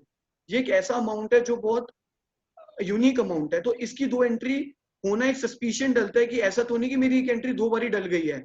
तो जब हमने क्लाइंट को डिटेल दी तो क्लाइंट ने ये बताया कि यस, हमसे ये 2 बारी डल गई है एंट्री, जो कि हमारे जीएसटी में भी रेक्टिफाई नहीं हुई अभी। So this is a very important internal audit point for you, which with the help of charts and visualisations which can help you to tell to your client कि आपकी डेटा एंट्री में ऐसा तो नहीं है कि कुछ डुप्लीकेट हो रहा है या आपका अकाउंटेंट इनएफिशिएंट है या कैसे है। हमने शुरू में एक पॉइंट डिस्कस किया था कि ऐसी कौन सी पार्टी है जो हमसे सिर्फ एक बार ही ट्रांजैक्शन करती है। तो हमने ये एनालाइज किया कि 2200 पार्टीज में से 424 पार्टी ऐसी है जो हमारे पास सिर्फ एक बार ही आती है, which means 20% of a business comes only once to us. तो आप देखोगे कि मैंने थोड़ी पार्टीज को व्हाइट लेबल कर दिया है क्योंकि मैं नाम नहीं दिखा सकता। तो 6,11,429 की एक पार्टी है जो हमारे पास सिर्फ एक बार ही आई, उसके बाद नहीं आई। उसके बाद देख सकते हो 3,60,000 की एक पार्टी है, वो एक बार ही आई, उसके बाद नहीं आई। ऐसी 2,70,000 और वेरियस पार्टीज हैं। सो इसकी इंपॉर्टेंस इतनी इंपॉर्टेंस है इसके लिए, बिजनेसमैन के लिए, क्योंकि ये जो चार्ट्स हैं, पाई चार्ट्स, इससे हमें ये पता लगता है कि जो 6 लाख वाली बिलिंग है, जो फर्स्ट वाली बिलिंग है, उस पार्टी हमारी कंपनी को सिर्फ 0.03% इसकी बिलिंग आती है, विच इज नेग्लिजिबल। मतलब और इसका जो हमारे को 0.03% बिलिंग आती है, इसका जो रेवेन्यू कंट्रीब्यूशन है that is 2.55%, which you can see in the first pie chart. So the value addition is so much कि आप कम मेहनत करते हो, आपको ज्यादा रेवेन्यू कमाने को मिलता है. सो अगर आप क्लाइंट को ये चीजें नहीं निकाल के दोगे तो हम सिर्फ कंप्लाइंस में ही फंस जाएंगे. वैल्यू एडिशन देंगे, he will also prosper and we will also prosper in that aspect. फिर ये टेस्ट होता है आउटलायर टेस्ट. ये जो चार्ट है दैट हैज 71,000 ट्रांजैक्शंस. आपको देख के लगेगा नहीं कि 71,000 ट्रांजैक्शंस हैं, बट आप देख के इसको बता सकते हैं कि क्लाइंट का पूरे साल में बिलिंग पैटर्न क्या रहा है. आप देखेंगे तो एक रेड कलर का डॉट आ रहा है, 66 लाख की एक ट्रांजैक्शन आ रही है, 66 लाख की. तो आपको देख के पता लगता है कि पूरे साल में सिर्फ एक ही बिलिंग है जो 66 लाख की है. बहुत कम बिलिंग है जो 10 लाख से ऊपर की है, विच इज अबव 10 लाख. और ज्यादातर मेरी बिलिंग 2 से 3 लाख में कॉन्सेंट्रेटेड है. तो एक बिजनेसमैन को और एक इंटरनल ऑडिटर को बड़ी हेल्प करती है देखने के लिए कि उसका बिलिंग पैटर्न क्या चल रहा है. ऐसा तो नहीं कि कहीं फ्रॉड के चांसेस हैं, पता लगे कि बहुत ज्यादा बिलिंग चल रही है, बहुत ज्यादा अमाउंट की बिलिंग हो गई कोई, जिसके फ्रॉड के चांसेस काफी हम मिनिमाइज कर सकते हैं ऑडिट्स में. This is working on the gross margin. जब मैंने क्लाइंट से बात करी, क्लाइंट ने मुझे बोला कि हम सब प्रॉफिट में बेचते हैं, हम लॉस में बेचते ही नहीं है. सो मैंने उनको एक चार्ट दिखाया. मैंने कहा सर प्रॉफिट में तो चीजें आ रही हैं, but there are certain things which are in losses also. So the client was forced to see कि ऐसा कैसे हो गया कि लॉस में बिक गया. सो अगर आप उसको एक पॉइंट निकाल के दो कि सर जो आप बोल रहे हो वो तो हो ही नहीं रहा है, this will bring great value addition and वो भी अपने बिजनेस पे ज्यादा बढ़िया कंट्रोल रख सकता है उसके बाद. सो अब हम इन्वेंट्री पे आ जाते हैं, क्योंकि हमारे कहीं ना कहीं क्लाइंट्स की इन्वेंट्री एक बहुत बड़ा पेन पॉइंट रहता है कि हम इन्वेंट्री कैसे मैनेज करें, इन्वेंट्री को कैसे ऑप्टिमाइज करें.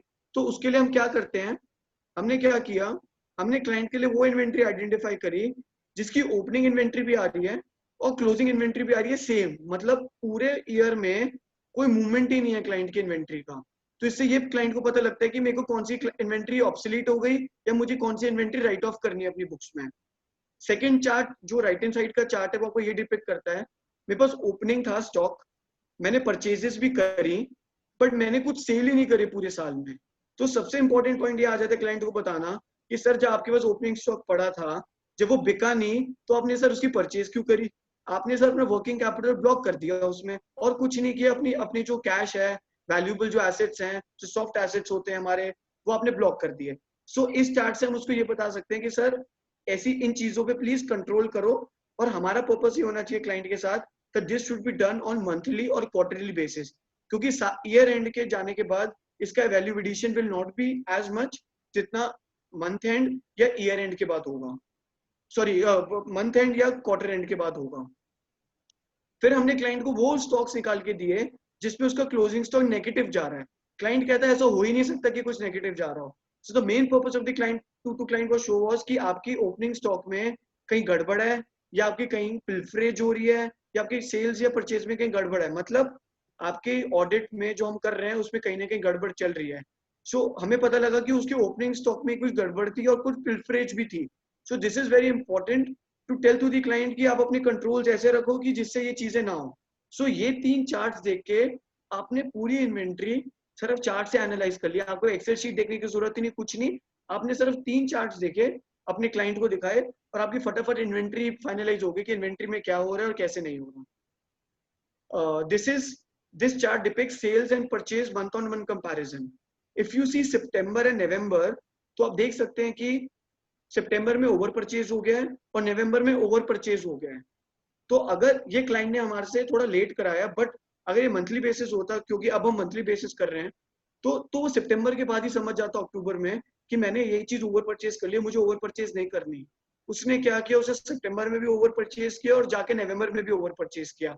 Now he is piled up on a lot of stock और कोविड की वजह से उसकी मूवमेंट नहीं है. सो हमारा पर्पस ये होना चाहिए कि हम अपने वर्किंग कैपिटल को कैसे ऑप्टिमाइज कर सकें जिससे हम आगे के टाइम के लिए अपने स्टॉक्स को जिट पे ले आए. जस्ट इन टाइम कहते हैं सर हम इसको कंसेप्ट. हमारा बिजनेसमैन इतना स्ट्रांग होना चाहिए कि अगर वो ऑर्डर करे आज तो उसको स्टॉक मिल जाए instead of stocking it in, क्योंकि स्टॉक करने की कॉस्ट में वेयर हाउस का खर्चा भी है, आपका वर्किंग कैपिटल भी ब्लॉक्ड है, बहुत सारे और एक्सपेंसेस भी आते हैं.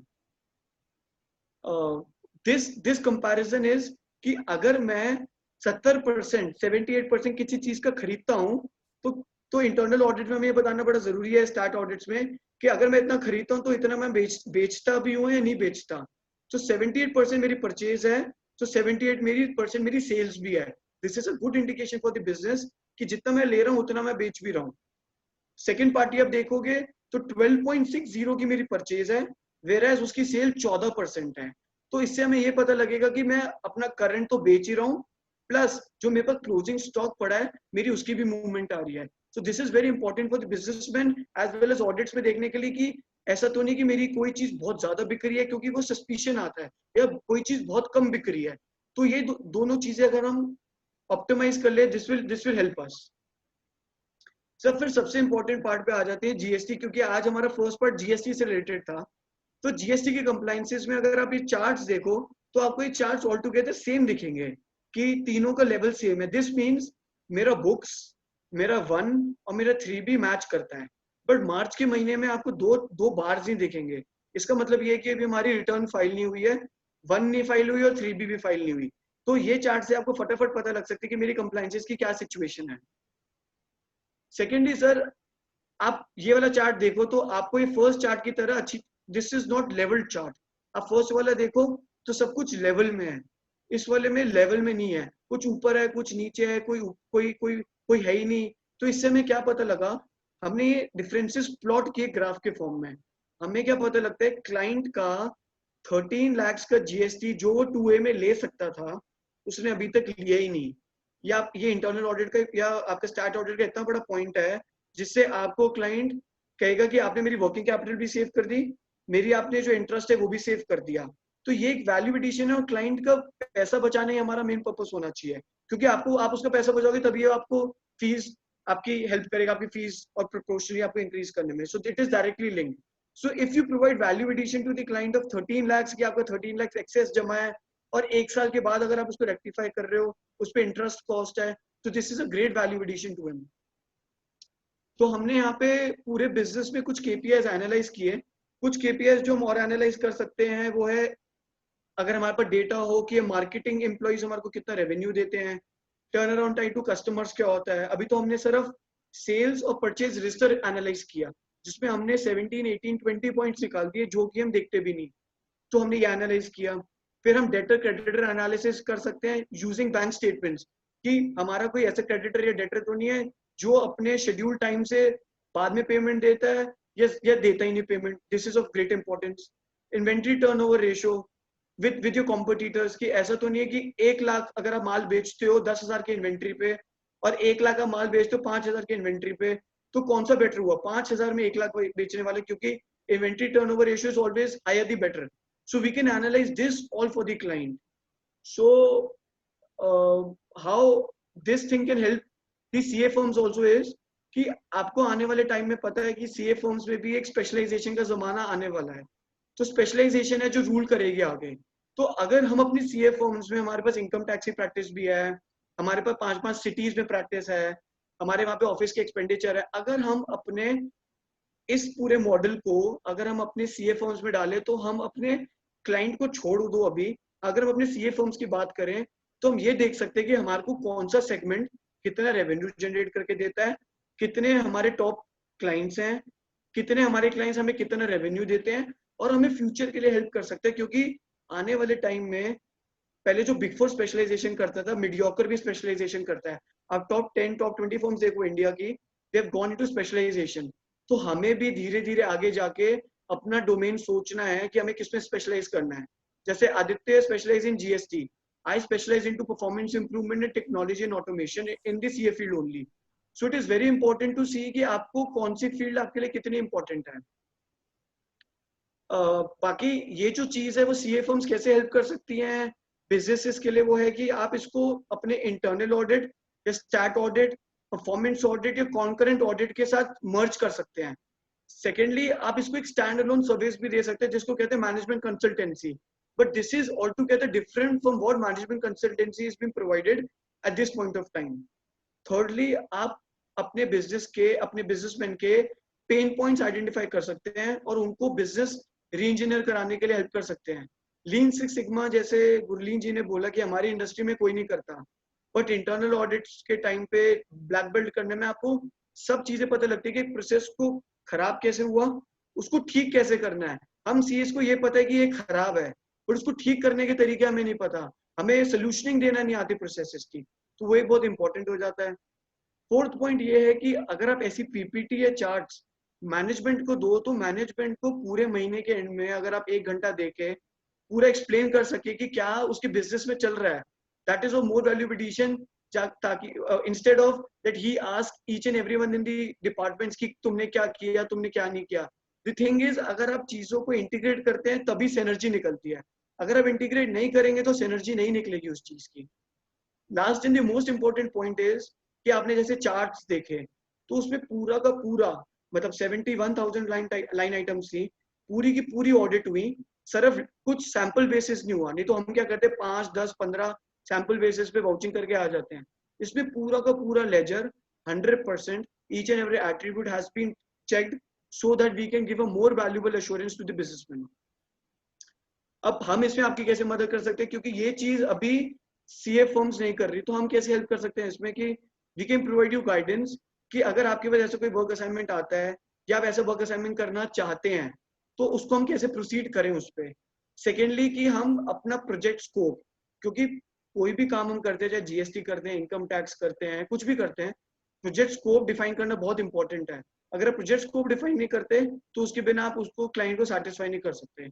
सो helping you to define the project scope and the KPIs of the particular industry is very important, क्योंकि I have an experience of 6 years working with Deloitte, working with MNCs, working with all type of firms, working pan industry, FMCG, technology, electronics हो गया, service industry हो गया। So I know what are the valuable KPIs which I can help you identifying and drafting the project scope. And thirdly, it is how you can complement this work with your existing work if you want to provide innovation, creativity to your clients. So whole and whole जो नीचे diagram है वो मैं इसको sum up करता हूँ और मैं इस पूरी प्रेजेंटेशन को सम अप करता हूँ क्योंकि टाइम भी हो गया है, कि हम कैसे प्लान करें, हम कैसे परफॉर्म करें, परफॉर्म करने के बाद इम्प्रूव करना बहुत जरूरी है। जैसे आपने 17-18 की रिटर्न फाइल करी, अब आप 18-19 में उसको इम्प्रूव करोगे, वैसे ही आपको क्लाइंट को इम्प्रूव कराना है उसके बिजनेस प्रोसेसेस पे, उसको मेजर करना है कि मेरी डेटा एनालिटिक्स के थ्रू कि मेरी वैल्यू एडिशन कितनी थी, फिर उसको रिव्यू करना है, फिर प्लान करना है। It is a process which has to go and go on and on. जैसे पीयूष जी ने बोला था शुरू में, change is something which has to be integrated into the DNA of all CA firms as well as the businessmen. If you don't change, you will be lagging behind and आप अपनी practice को grow नहीं कर सकते, grow कर सकते।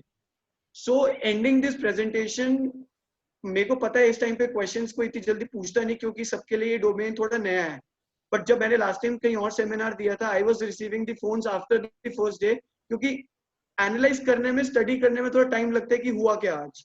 So I'm giving my contact number, my email ID, as well as my LinkedIn. You can connect with me on LinkedIn. If you have any question, any doubts, any clarification, any help, I'm willing to provide you on WhatsApp, on calls, on email ID. And at the end, I would like to thank the Jalandhar branch for giving me this opportunity to project what can we do in our profession going forward and integrating technology and performance improvement. Thank you so much, CA Jaiswal ji. You have explained that how we can move from providing accounting and taxation services to other big services to our clients. And the way you have explained, it is very beneficial for all of us.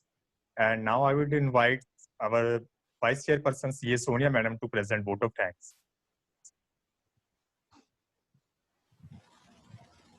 Please unmute yourself.